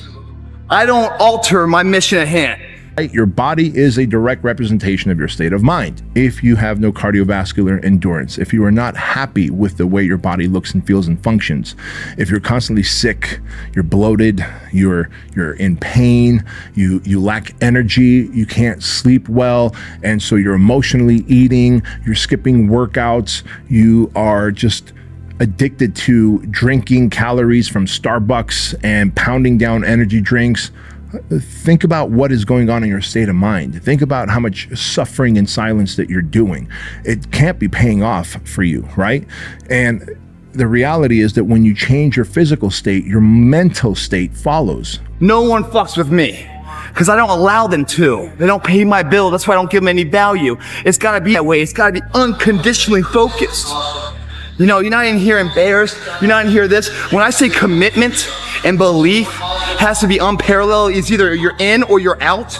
What that means is that if you are in and you believe in yourself, no one can change that. The weak motherfuckers of the world are committed when everything's in a perfect setting. But as soon as things get hard, they start having doubts. And why are the doubts? Not because they're failing, because other people are saying stuff and they're giving value to these third-party people as if they're going to help them. No one's going to help you. No one's ever going to help you guys. You've got to help yourself. And I hate to say this, you really can't trust anyone but yourself. And if you trust yourself and you bet on yourself, you'll never lose. But if you start to put someone else's efforts in the equation of success for your own individual path, you're going to be sadly mistaken on what comes from that path. Bet on yourself, believe in yourself. That realization that the thing that I hated most in the world, the things that I blamed for why my life wasn't the way it was, I was their bitch. And just realizing that made me angry. But through that anger, I was able to say, well, fuck them. Like, I will succeed despite the fact that my dad said this, or my mom said this, or Barack Obama said this, or Trump said this, or the woke left says what. Despite that, despite the fact that the chips are stacked against me, I will still win. Get creative, man. It's never gonna be a smooth sail. Find something like this, anything, make it work, get through it. That's what life's all about. It's never gonna be perfect settings for you to start your course, run your endeavor, do anything else. You gotta improvise, man. Don't let society's little hiccups and bumps in the road push you away from the path you wanna go. If you wanna go that way and something's in the way, knock the fucker down, okay? Don't allow, oh, I couldn't find the strap, so I can't do it. No, man. If that's the way you're gonna be, you're never gonna cross the finish line. You're never gonna be remembered. You're never gonna have that superior status, man, because you look for excuses. Look for solutions. That's what winners do. Losers are always looking for the excuse, where the winner looks for the solution, man. This is fucking never, I don't know, maybe it'll hold me up, maybe it does, I don't know. I'm gonna go for it though, I'm gonna give it all I had, man, and that's all I can do. And if the day you start saying that you're good to go, like in a leadership position or whatever task you're working on, the day you say, I've learned everything there is to learn about this, is the day you start to lose. And I know that humility is something that you have to keep yourself in check, because again, I got asked the other day, when were you at, when was your high point of leadership? And I'm like, I never had a high point of leadership. I was always trying to learn. I was always trying to figure out what I was doing wrong and what mistakes I was making. Because if you don't do that, that's something I learned from jiu-jitsu. If you don't do that, then you're going to get passed by, and other people are going to figure some new way of doing it, and you're going to be left in the dark. Yeah, as much as I like to use like the term "that was perfect," there really is nothing perfect in human beings. There's always room for improvement. There's always a shorter path. There's always a quicker victory. There's always there's always new things to learn. I know there's tough days out there, right? Those tough days where people want to take off. Sit on the couch. They want to call in sick for work, and it feels good when you wake up and you're like, oh man, I'm just gonna call sick and just play hooky today. But a couple hours later, when you're tired of sleeping and you get up, you realize that the world that you live in just continued to live without you. And when you went to work, when you didn't go to work, some major event happened you weren't part of. What I'm trying to say is that the only thing, you get tired of sleeping at one point. The only thing that ever can give you peace in the world where your sleep is pure is when you give it your all. 110% is left there. Work, in the gym, whatever the endeavor at hand is. You leave it all there. That's the only thing that ever counts for peace in the world. If you don't do that, part of your soul's left there. If you only give it 60%, part of your soul's left there. And you go to sleep, all you can do is think about it. It's kind of like that expression I always tell you guys, burn the midnight oil now. Otherwise, stay awake in the midnight hours wondering what if. Like, I see a lot of players take vacations with other players that are close friends. And we'll just take vacations just to take vacations, or just hang out just to hang out. Like, I never did that. But it was a choice. Not, though? Why didn't you do that? Well, because when I retire, I didn't want to have to say, I wish I would have done more. I don't want that. It's hard to embark on things. I'm not saying it isn't. Hard to get up and go to work when you're dead tired and you don't want to go. But what's a lot harder is if you don't go to work. You don't try it. And then something happens remarkable you weren't part of. And all you can do is think back and regret, wondering what could have been if I did show up. You can't answer those questions, man. You gotta be present. Whether it's 100% you have, 50%, dead tired, wide awake, you've gotta always be present. If you're going to try, go all the way. Otherwise, don't even start. If you're gonna go, man, if you're gonna go all the way. If you're not gonna go all the way, then don't even bother going at all. That's leaving it there, man. Walking out of here more capable.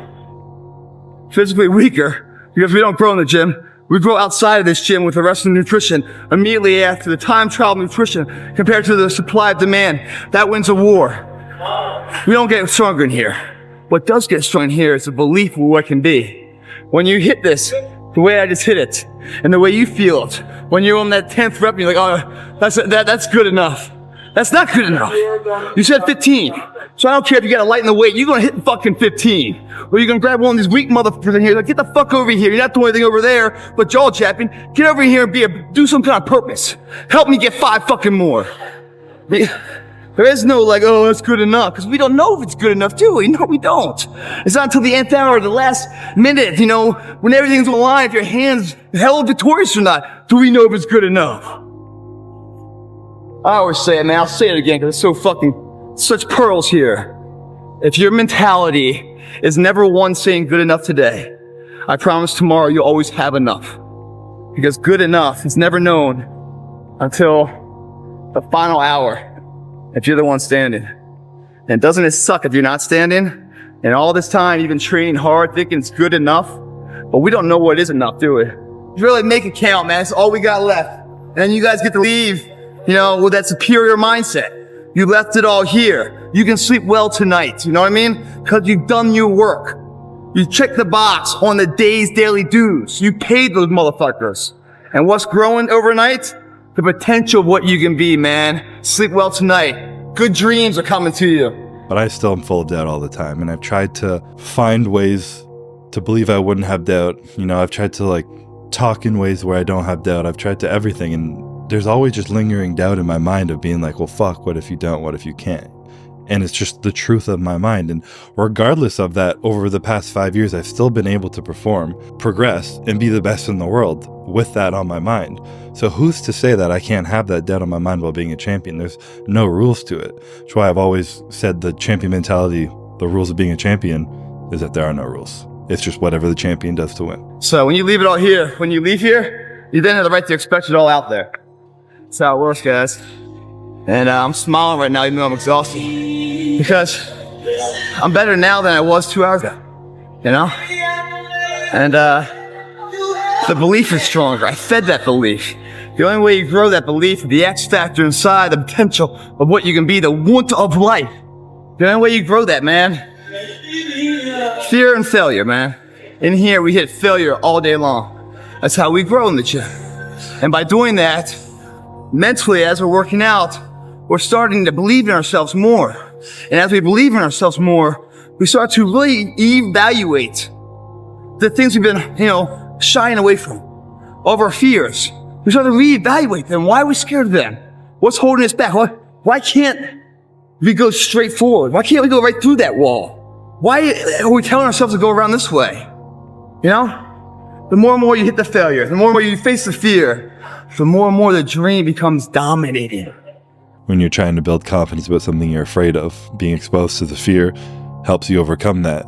But actively choosing to take that fear on head on is actually what it takes. I can't throw a spider at you and you're not afraid of spiders, but you choosing in your own mind to actively go to that spider by yourself makes you actually grow from it. So you choosing to take power of what little you can when you're feeling like, when everything's crumbling around you and you feel powerless and helpless, well, what can you take control of? You can take control of opening your door and letting that, embracing that, you know, leaning into that hard time. Like, I'm going to choose to feel this. It's here.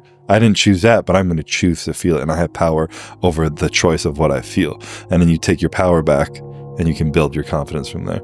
See, the thing is, for many people, they've tried the same path you're on and they failed. As you walk this journey, you're going to see carcasses all over the place of people that didn't quite have it. That should inspire you because you got further than that person and that person. But you're not looking to get further than them, you're looking to finish. How do you know you're on the right path? Where do you go to ensure that? Do you talk to your neighbor? No, you don't talk to him. I'll tell you about the neighbor, guys. That neighbor's going to come in, man, and if you're a little chubby, a little overweight, you'd be like, hey, man, I'm thinking about doing a routine, man, or getting a training program where I lose some weight. He's going to encourage you at first. He's like, yeah, you should. Basically insulting your ass, and you're fat, and you need to lose some weight. It's never support. It's negative shit. Oh, you should lose some weight. So you take his advice, and you start training, you start doing something, you start to get in shape a little bit, maybe at his level. Then all of a sudden, he's going to start asking questions. His tone's going to shift, especially as you get in better shape than him. Then he's gonna start talking shit. Because what happens now, guys, is that your success is like a spotlight shining down on their missed opportunities. Success, many will love you for it. The majority will hate you. People only root for people who don't need it. Like, the amount of times when I was on my lonely path where I was too different from the friends that I had, but not successful enough to be friends with the people that I wanted to be friends with. That's when you want people to root for you. That's when you want people to support you. Once you've already won, people are like, he's amazing, he's so good. But like, that's the time when you need it the least. Because your success makes them feel insufficient in their current endeavor. Reminds them of where they could have done it, but they came up short, and how they didn't revisit it. Where they went at it and failed, and failure is what stood. They never revisited it again. The difference between a winner and a loser, the failure's there every single time. It's just the winner gets back up and does it again, and does it again, until it goes his way. So now you're down that path and you're all alone. How do you know you're on the right path? How do you know what you're doing is in the right direction? If you're wondering if you're on the right path, look at the small things of life. How do you do them? When you wash your car, you spend an hour washing your car, and you finish washing, you put the hoses and everything away and the brushes, and you come outside to look at the job you did, but you notice a spot's missing. What do? Do you re-grab the hoses, pull it all out, and finish the job right, or do you say, you know, it's good enough? And it's good enough. Because the thing about good enough is we don't know if it's enough until the nth hour, the final hour, and everything's on the line. That's when we find out if it is enough. And if we come up short, man, doesn't that suck? A moment of pain is worth a lifetime of glory. Remember that. I promise you guys, if today you never say good enough, tomorrow you'll always have enough. What I'm saying is the character of who you are. It's not the title that makes you. It's not the success that makes you. The character defines the success, defines the fame, and it starts right there. Championships aren't won in the theater of the arena. They're won in the thousands of hours in the training room, in the labs, in the 5 a.m. runs, and when it's raining, when everyone else is sleeping. That's when it's won.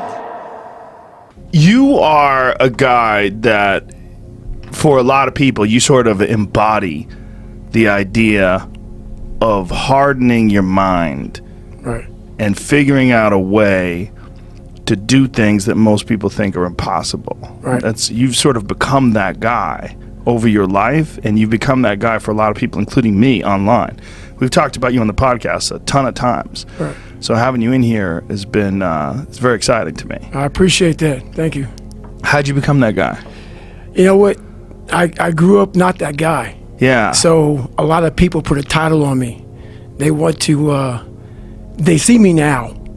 They see me now as the guy that with his shirt off who can do 4,030 pull-ups in 17 hours, who can run 205 miles in 39 hours, who can do all this crazy shit.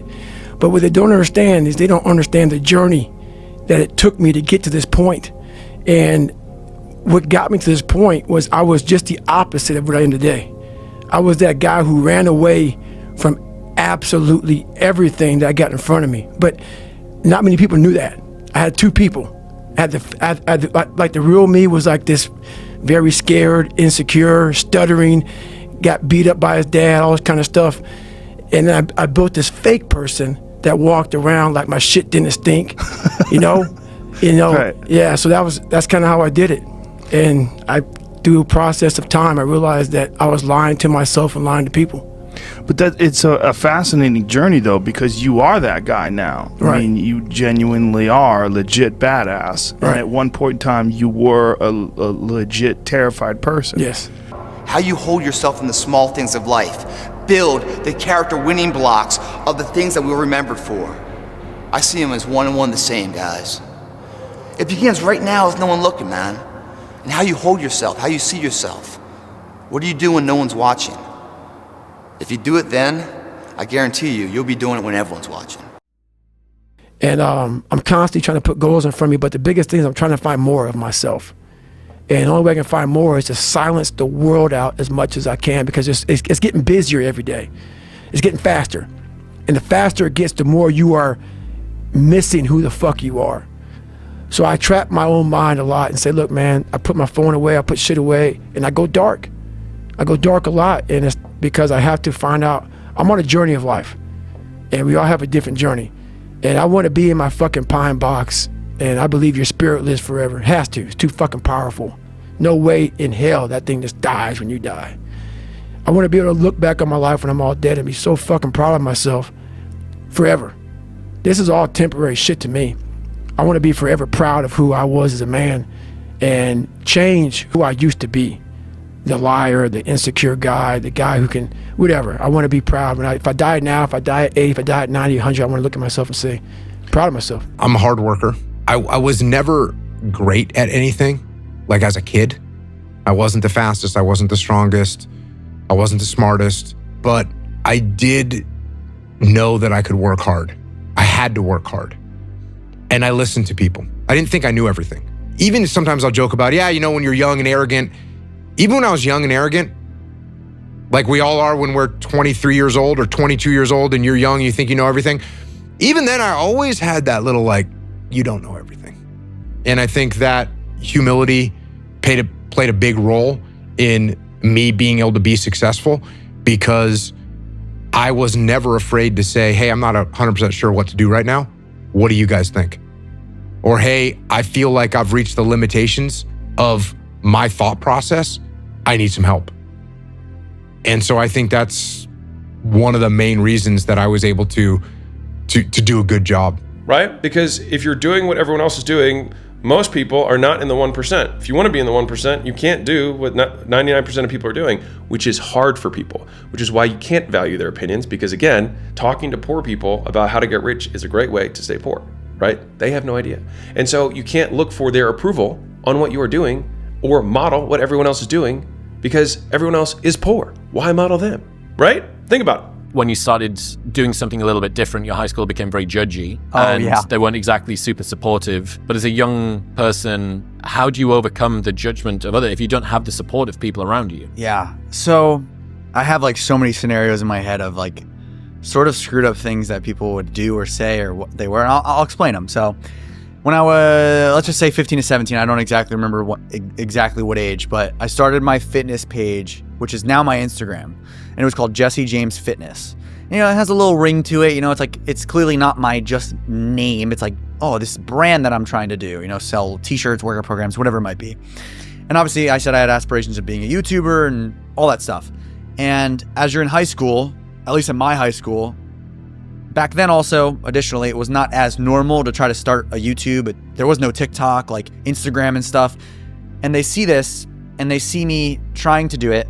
I have a good physique at this point. Like there's no, it's not even like I have no physique, no nothing. A total wannabe fitness. Yeah, it's not even like I'm really just trying to be a wannabe. I genuinely could already be in the industry, in my opinion. I have good genetics, thank you, mom and dad.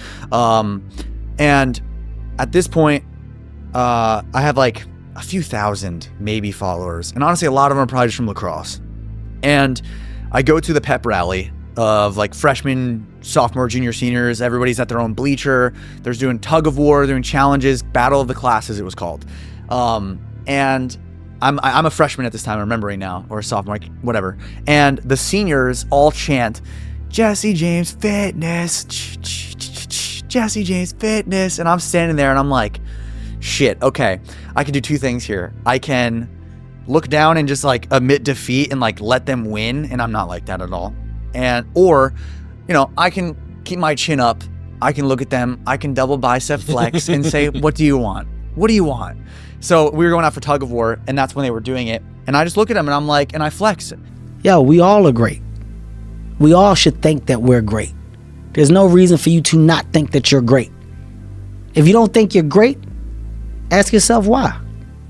Why don't you think the highest of yourself? When you do, people have no choice but to follow suit. You got no choice but to follow suit. In my head, my soul, I'm like, I'm panicking. I'm uncomfortable. I'm so embarrassed. Like, there's the girls behind you that you want to date, the friends that you're making, and all this stuff. And like, I'm trying to be cool and whatnot. But I'm like, I can't let them see that. Like, it's a poker face that I got to keep on, because at least I can win that. And I feel like I kept doing that for so long. I really did like partially not give a fuck, but also you'll always give a fuck. I still give a fuck. I get a hate comment now. If I get enough of them, I'm still gonna give a fuck. I'm never not gonna give a fuck. If you don't care, that's just because you don't have a desire in this anymore. And I remember I do the flex, we do the tug of war, whatever, and then in the hallways they'd be like, Jesse James Fitness, what's up, man? And I'd be like, what's up, bro? What's up? Like, you know what? I'm on phase. I don't care. And I feel like people really started to pick up on that, and like they're like, damn, this MFer is like not breaking. And it's that most people quit at 40%. That's it. That's my 40% rule, man. I love that quote. That's my 40% rule, man. And I really developed that through my heart surgeries, and I developed that through that first 100-mile run. Is I thought I had given 100%. When I was on that chair at mile 70, I was fucked up. I thought I'd given 100%. And to go that last, I go, man, I wasn't even near 100%. So I came up with this thing called the 40% rule. It's basically where it's like a car. You put a governor on a car. And let's say the car can go 130. That governor stops the car at 91. And you're driving thinking, man, I want to fucking floor it, but I can't go any faster.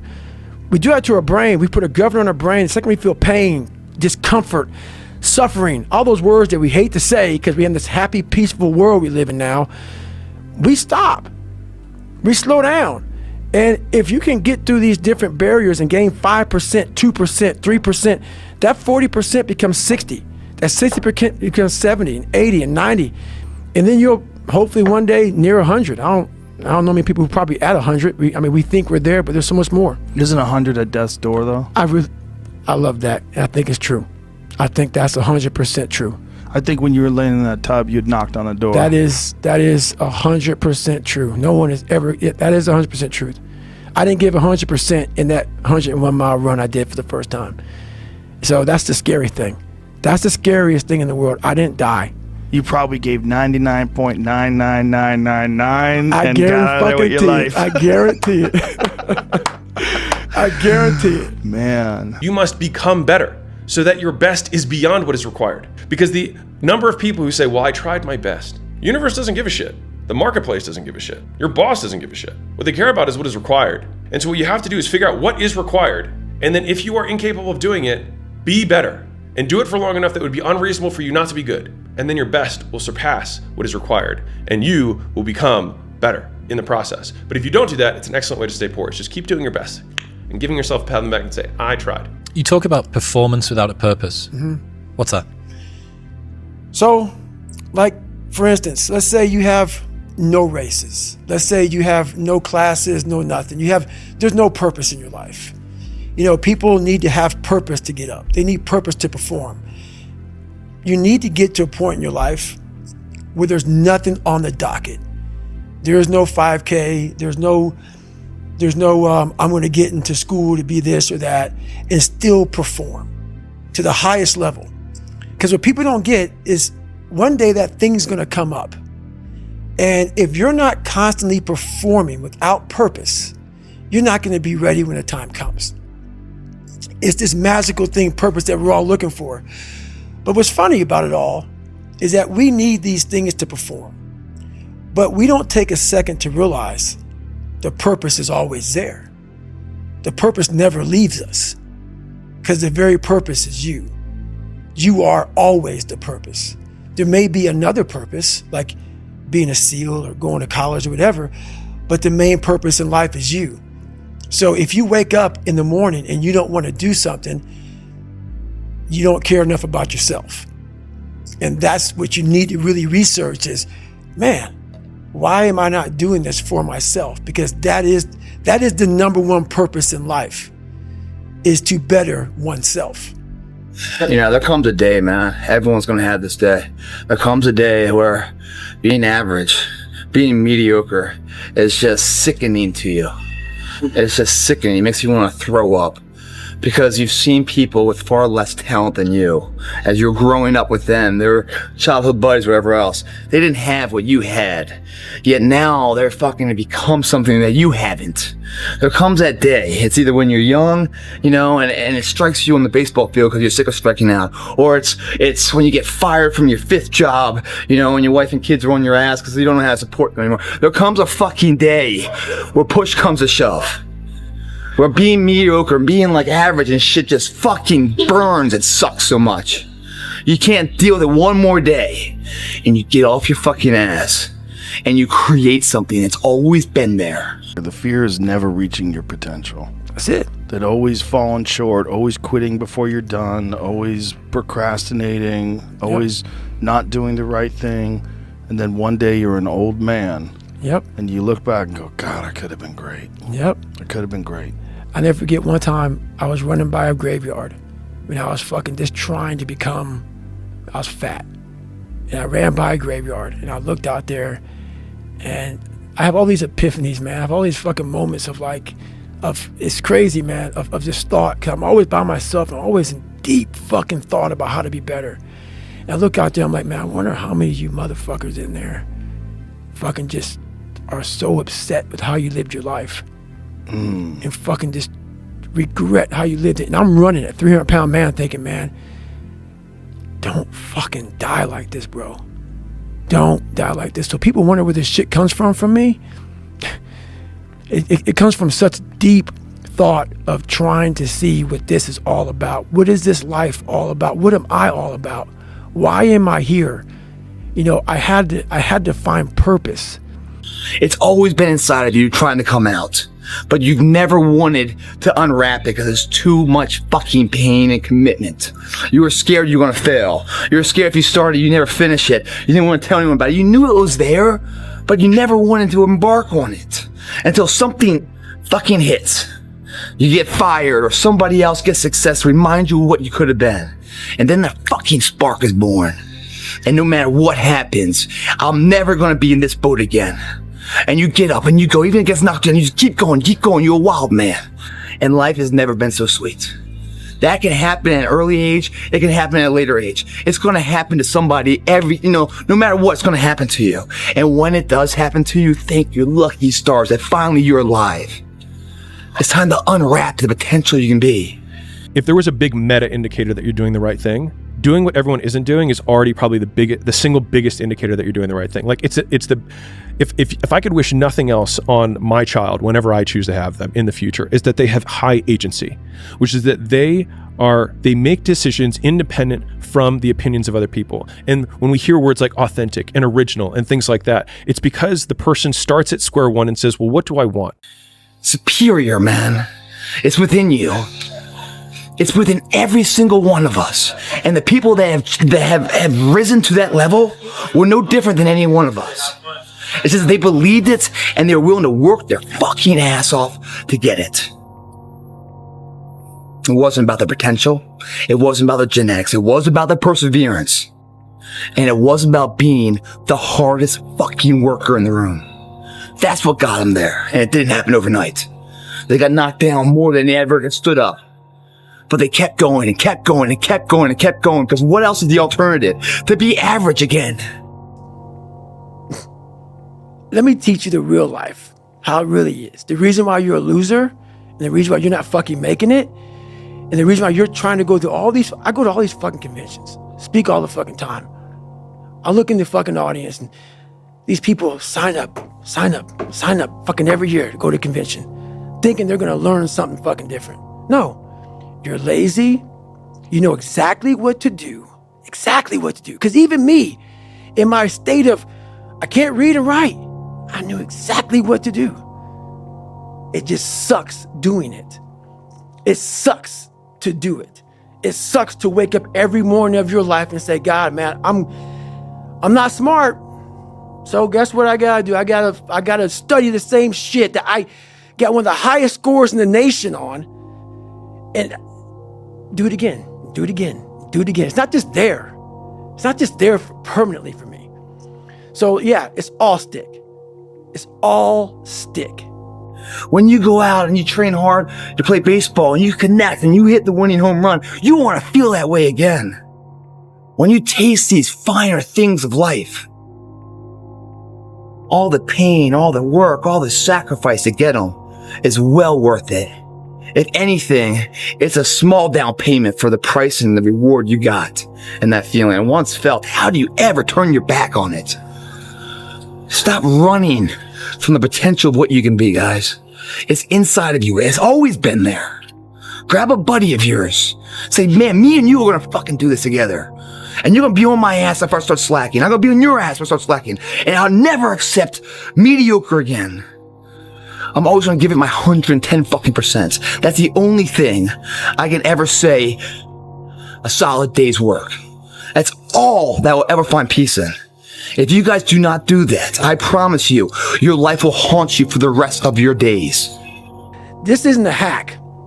This has to be in you. Something in you has to wake up. And usually the only person that can wake it up is you. Sometimes you can read a David Goggins book because I was all this shit and then a lot more of fucked up. But if you don't have a little flame, you know, just barely, you're done. I can't light it for you. And that's the harsh reality of this life that I want to get across so fucking bad. You can watch me, you can watch you, you can watch fucking Rogan and Cameron Haynes, all these motherfuckers. You can go to Tony Robbins's fucking bullshit, do all this shit. You do all this shit. If you could keep going back and keep spending money and spending money and spending money with no results, you can wonder, wow, maybe let me go try out David Goggins. He ain't gonna fucking help you. You have to explore, examine the insides of yourself. And what do you really want out of life? Your friend and a lot of people out here just don't fucking want it. Average people use their time to whine and complain. Average people say it's their boss' fault, it's their mother's fault, it's their average people. I used to be average. I used to say, when is my daddy coming to get me? When is my biological father gonna come in my life? And while I would talk like that, I ended up getting kicked out of school. And while I talk like that, I ended up being homeless. And while I talk like that, I was broke. And then one day I woke up and said, Eric, nobody's coming to save you. Nobody's coming to get you. But you can go to the library and get yourself. Okay. And then this is my thought process. So you want to be normal. So you just want to be like everybody else that roams the world, not knowing the power that's in them. Being fine with being mediocre. You want to go back to who you were, huh, David? Driven human beings are going to always feel like they're behind. They're going to always feel like they're not doing good enough. They're going to always feel like they're not far enough. They're all going to always feel like you're losing. Look, winning, this is how it feels. 90% of the time, you're going to feel like you're getting your balls kicked in, all right? 8% of the time, you're going to be confused and you're frustrated. 2% of the time, you actually win. And those moments come and go, and then you're back in the 90%. And that's the reality of a winner's life. If there's potential inside of you, which you know it's there, but you're too scared to tell anyone else about it, and you go on, get older and older and older and older, and the windows of opportunity start to close, and you knew it could have been given birth to, but you never did it, I promise you, it will haunt you. It'll be more, it's a living nightmare, dude. That fact that you have the ability to do something and you're too weak to fucking turn the key and start the engine on it is a greater disappointment and a greater burden to carry than any of this physical sweat equity or pain in the gym or sacrifice. All that is just nothing compared to a life where you're burdened by regret, guys. I hope you guys get what the fuck I'm saying. I'm telling you what, man, once you get it, come on over this side of the fence, you don't see fucking problems anymore, man. You see situations. You see possibilities. And you can't wait to get them started, man. You're like, why did I wait so long to engage? It doesn't matter about the past. It's today. What are we doing today? No matter how much emotion and feeling you may have or how much hurt you may have, life has to go on. Life doesn't stop for anybody. So if you don't process that and understand that, you're stuck in whatever time period you got hurt forever. Or we're going to engage now. And once we engage, we commit. There's no half commitment. There's no quarter commitment. There's no three-quarter. It's full commitment. Once we engage, it's every fucking day we engage. Because that's the better life. And the people you surround yourself are like-minded. And they're better friends. Friends and family for life, man. They have your back. They're solid individuals doing solid tasks, leaving a solid impact of legacy for other people. That's a fucking solid life, man. It's your option, though. What are you going to do? I had to invent a guy that didn't exist. I had to invent a guy that can take any pain, any suffering, any kind of judgment, be called nigger, be called whatever the fuck in the world, and be able to stand in the fucking room and say, go fuck yourself. I had to build this callous mind, and I built it through suffering. I built it through downright fucking just crushing myself. If it was raining outside at 3 o'clock in the fucking morning, if it was snowing, the first instinct is don't go out there and do shit. My instinct was, we gotta fucking go out there. Anything that was fucking horrible in my life that I would normally say no, that was inhumane to most people, I had to go do it. And I started callousing my mind at this point in my life. And I lost the weight. And I went back to recruiter. I got into that class, and I went through 3 Navy SEAL Hell Weeks in 1 year. Only guy to ever be in 3 Hell Weeks in 1 year, to my knowledge. The first one I didn't make it through. The next 2 I did. And that I just didn't. I didn't stop anymore from there. And I started realizing through this process that the fucking mind is what you created. I work all the time. I have no hobbies besides working out, if you can consider that a hobby, like 4 times a week. That's it. I work all the time. That's all I do. And I work until I can't work, meaning like my output per unit of time starts to drop precipitously. And then I know that I just need to take a break of some sort. And then I usually binge some sort of television because that's what for me works. Some people are like, I garden. That's not me. Netflix, I'm good. You know what I mean? Or dark room in a movie theater, rocking. And that's okay. Like, why do I need to take their expectation of what they want? Like, they're like, that's not healthy. I'm like, define healthy. I do as much as I can of the thing that I want to do with every minute of my day. Why is that not healthy? Why do you want me to do something that I would prefer to do less? Because I do what I do every minute of the day because that's what I want to do. Almost like, how dare you cast your expectation of your life onto me? And to be fair, to the same degree, they can not work at all. Doesn't affect me. Like, I'm a big advocate for destroying should, the word, in general. Should is just like the expectation motor of like all of our psyches.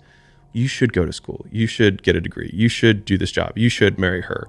You shouldn't stay up so late. You shouldn't work so hard. You should be more balanced. You shouldn't be working out so much. You're not working out. Like, there's all these shoulds that other people tell us. And it's like, and you zoom out and then you see that it's a galaxy with a little dot of dust. It's like, should what? There is no should. Do what you want to do. And I started opening different doors that I didn't think were even there, that I didn't think even existed. And the more doors I opened up, the more I started realizing that my potential is damn near endless. And it changed my whole mindset. So I went from David Goggins and I created Goggins. Your biggest enemy is you. People don't understand it's you against you. The only person that gets in your way is you. Nobody else. It's you. Sun don't stop for nobody, man. Sun don't fucking stop. Sun gonna be up in the morning regardless. That sun is gonna be up in the morning regardless of how I fucking feel and how depressed I am. The sun is gonna fucking shine in the morning, and at nighttime the moon gonna be there, and you gonna look up. These days gonna keep going by. So do you let the days go by and look up and you done wasted a year doing what? Or do you just pick it up? All right, well, gotta figure it out. Made some mistakes. Life goes on. Let me figure out life from this point. Live your life like you're the hero in your movie. And right now is when the fucking movie starts and your life is a shitbag disaster. You're in the part of the movie that starts and it shows you as a fucking loser.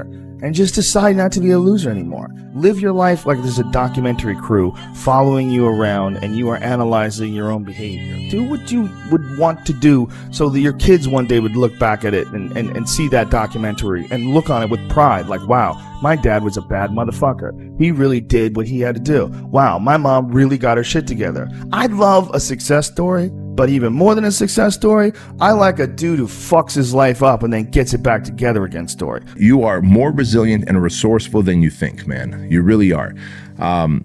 You'll make it through the injuries. You'll make it through the lawsuits. You'll make it through the abuse that you've faced. You'll make it through through all the gunk that life has to throw at you. You'll make it through the divorce. You'll make it through anything that comes your way, because the human spirit is more resourceful and more resilient than you think. But the problem is, people always underestimate themselves.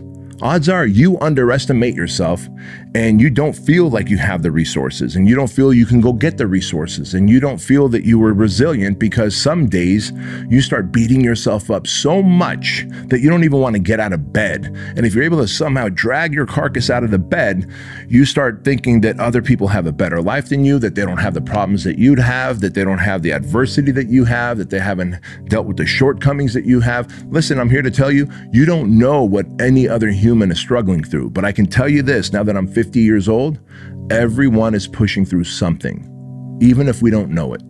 Nothing's ever going to be given to you. Everything's going to be earned. If you don't go out there and put in the work, you don't go out and put in the effort, one, you're not going to get the results. But two, and more importantly, you don't deserve it. Everyone is pushing through something or has pushed through something that was probably likely going to break them had they not continued to push through. But the human spirit is so resilient, we are so resourceful. However, the universe will not just reward you for being a resilient, resourceful person. You have to be an active participant in getting yourself to that better place, in healing from the sexual, physical, mental, emotional trauma that you've dealt with, right? Otherwise, if you stay hurt and you constantly victimize yourself and paint yourself as a victim and tell yourself the story that I'm the victim and this happened to me and it sucks that it happened to me and how unfortunate this happened to me, it probably doesn't happen to other people, then you end up only victimizing yourself further. I had that vision very clearly laid out. I was so happy that I knew exactly where I was going. From that moment on, everything that I did, no matter how hard I had to work or how much I had to struggle, it didn't matter. It was a wonderful joyride because I knew what the purpose was and I found my passion. The simple truth is, if you don't have a vision, if you don't have a goal, if you don't see your future laid out in front of you, you're just floating around without a purpose. Steady, easy go. Smooth and steady that society likes because they don't like too much abruption or abrasion, like everything is smooth and steady. Smooth and steady is not the way to be remembered. It's not the way to get to your goals. Life is too fucking short for that shit. It's getting hard right now, Ethan.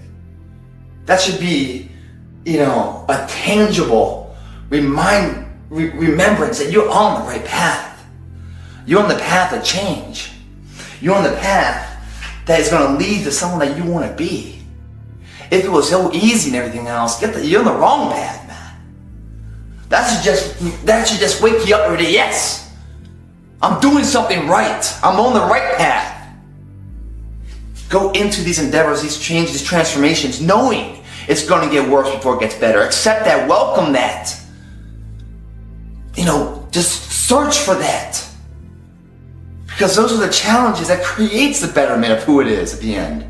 I say it all the time. You have to suffer.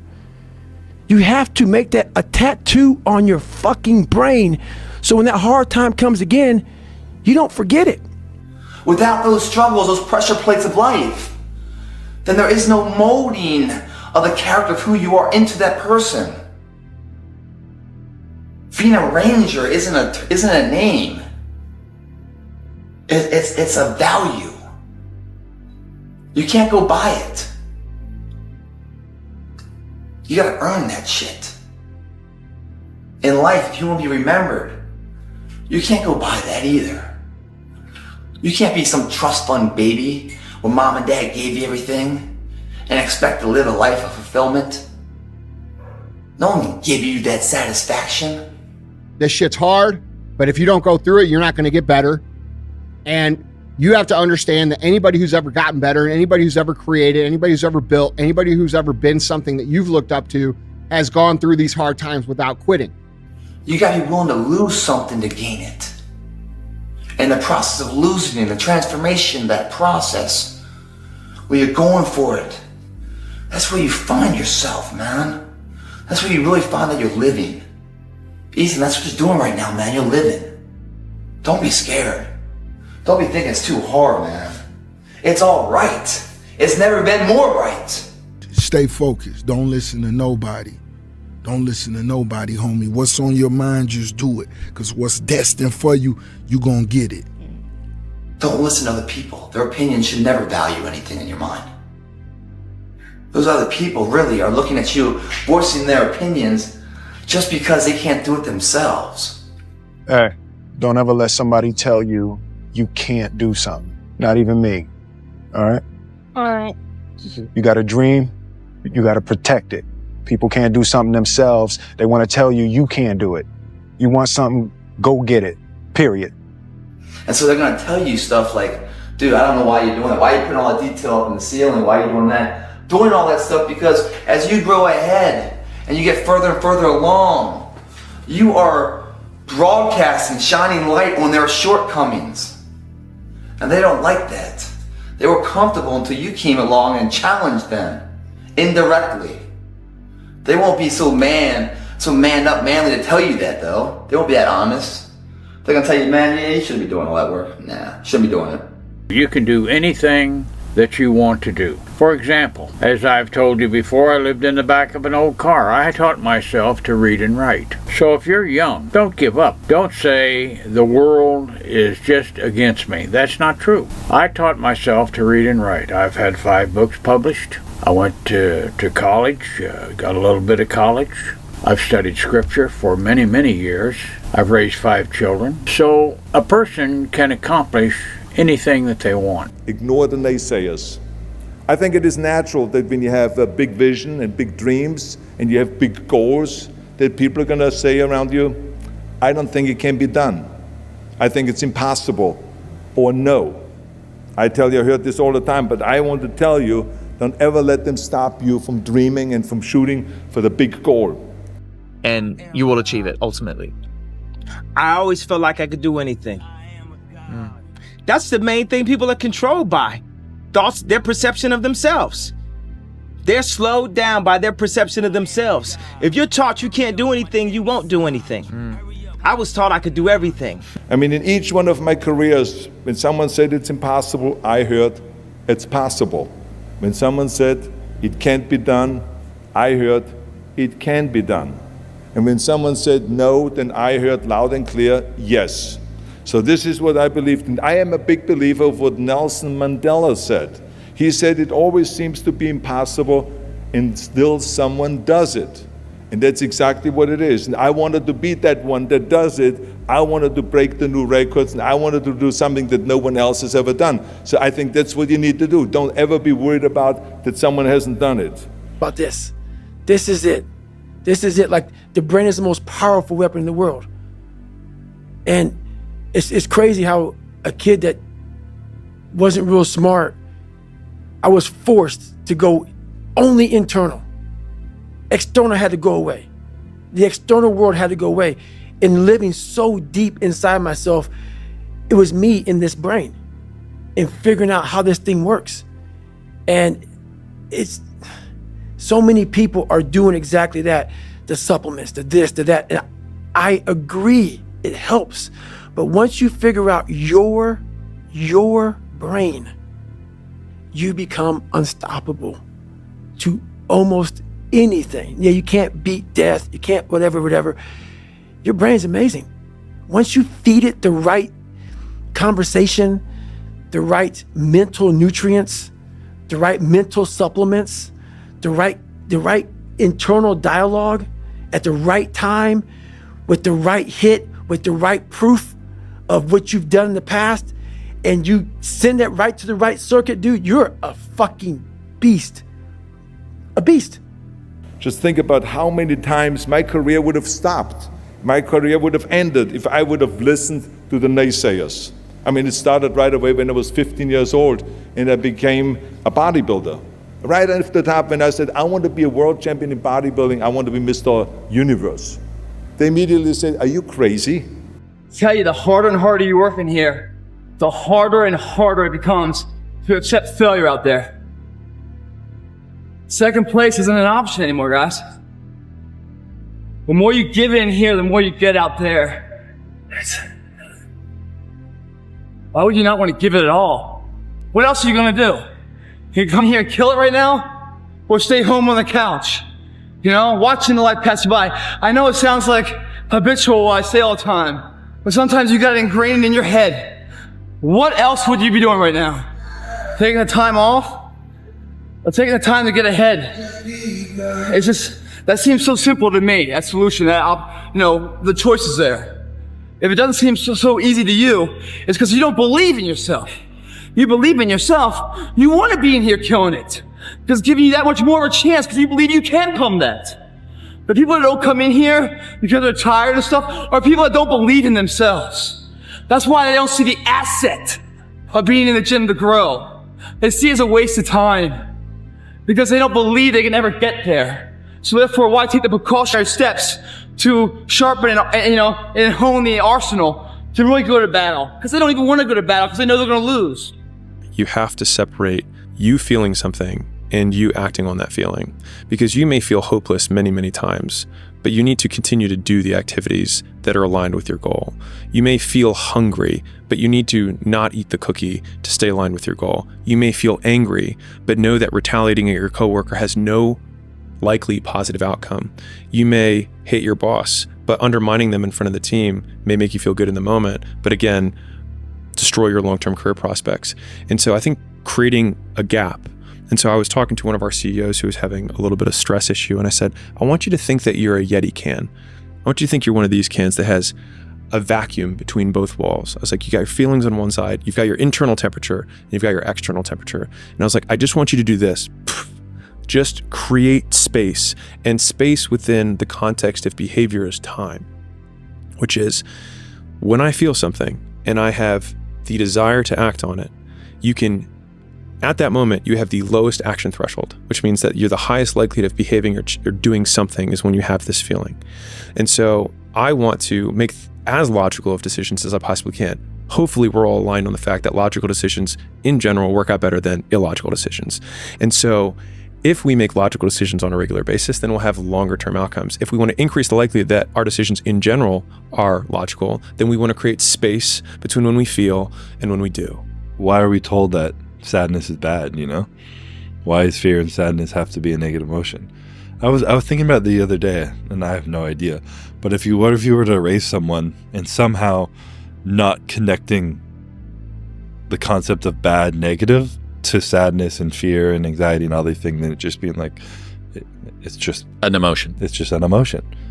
There's not good emotions. There's no bad emotions. They're just feeling. I wonder if you could raise someone to have that belief in them, what it would be like. Because the reality is, it's true. There are no bad emotions. Everything has a purpose and why it comes up, and it helps process events in our life. Something happens that we don't know how to process. We have feelings and emotions around it, and then thoughts come afterwards. It's just how our brains operate. The path of personal development is befriending uncertainty. And so I obviously sit from the entrepreneurial perspective, but almost all decisions that you make in the beginning, you have incomplete data and you have to make decisions anyways. And so it's growing comfortable with taking your best bad guess and being directionally correct rather than searching for a perfect answer, because a perfect answer assumes perfect information, which you can only have after you begin.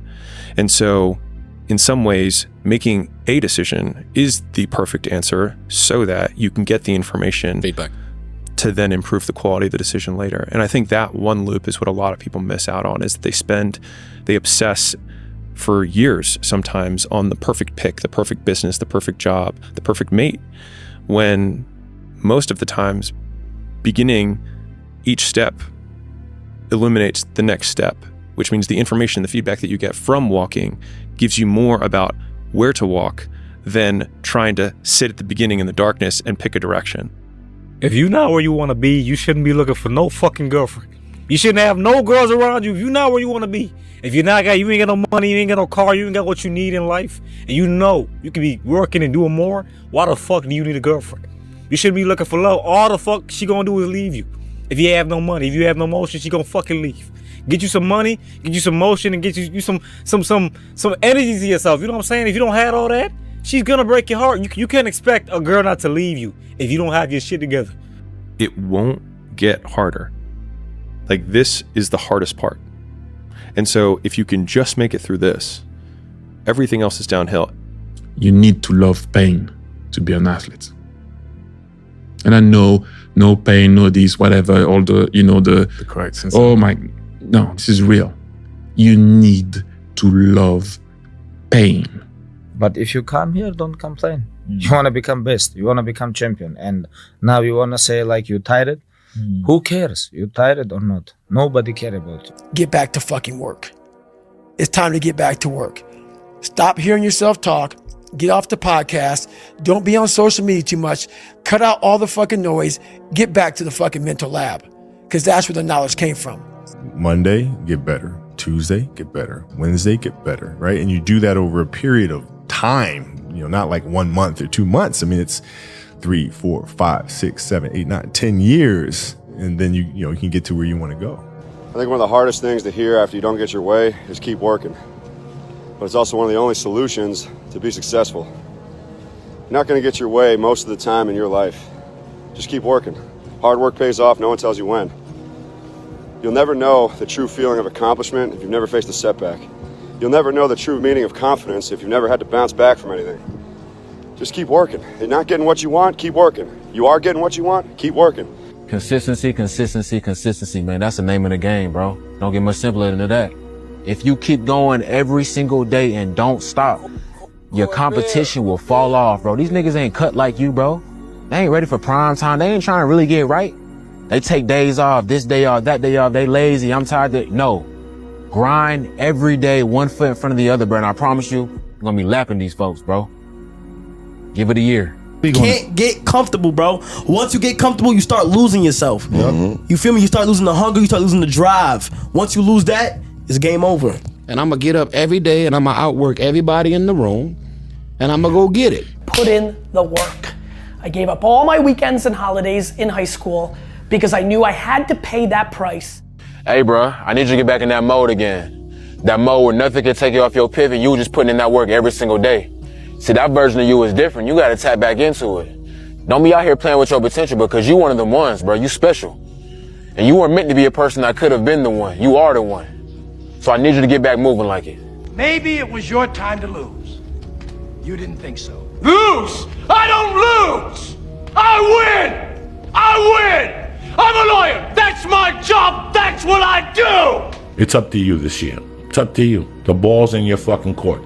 No more fucking around. You want your life to be better? I can't help you. Lee can't help you. Joe Rogan can't help you. Ari can't help you. God can't fucking help you. Only you can fucking help you. Grab your fucking balls, get a fucking notebook, and write down what the fuck you're gonna do this year. And this is it. You're not gonna have these problems. Fuck the drugs. Fuck the cigarettes. Fuck that dumb bitch. It all starts fucking today, all right? No more fucking excuses. You can do two things. You can run and fucking hide, curl up in a ball, and let the world just fucking beat you to death. Or you can dig your fucking heels in. You figure out how to, you have to figure out yourself, and then you dig in and you fight. Stop making excuses. Simple as that. Don't make excuses. Don't blame any other person or any other thing. Your excuses will destroy you and take everything that you ever wanted from you if you let them.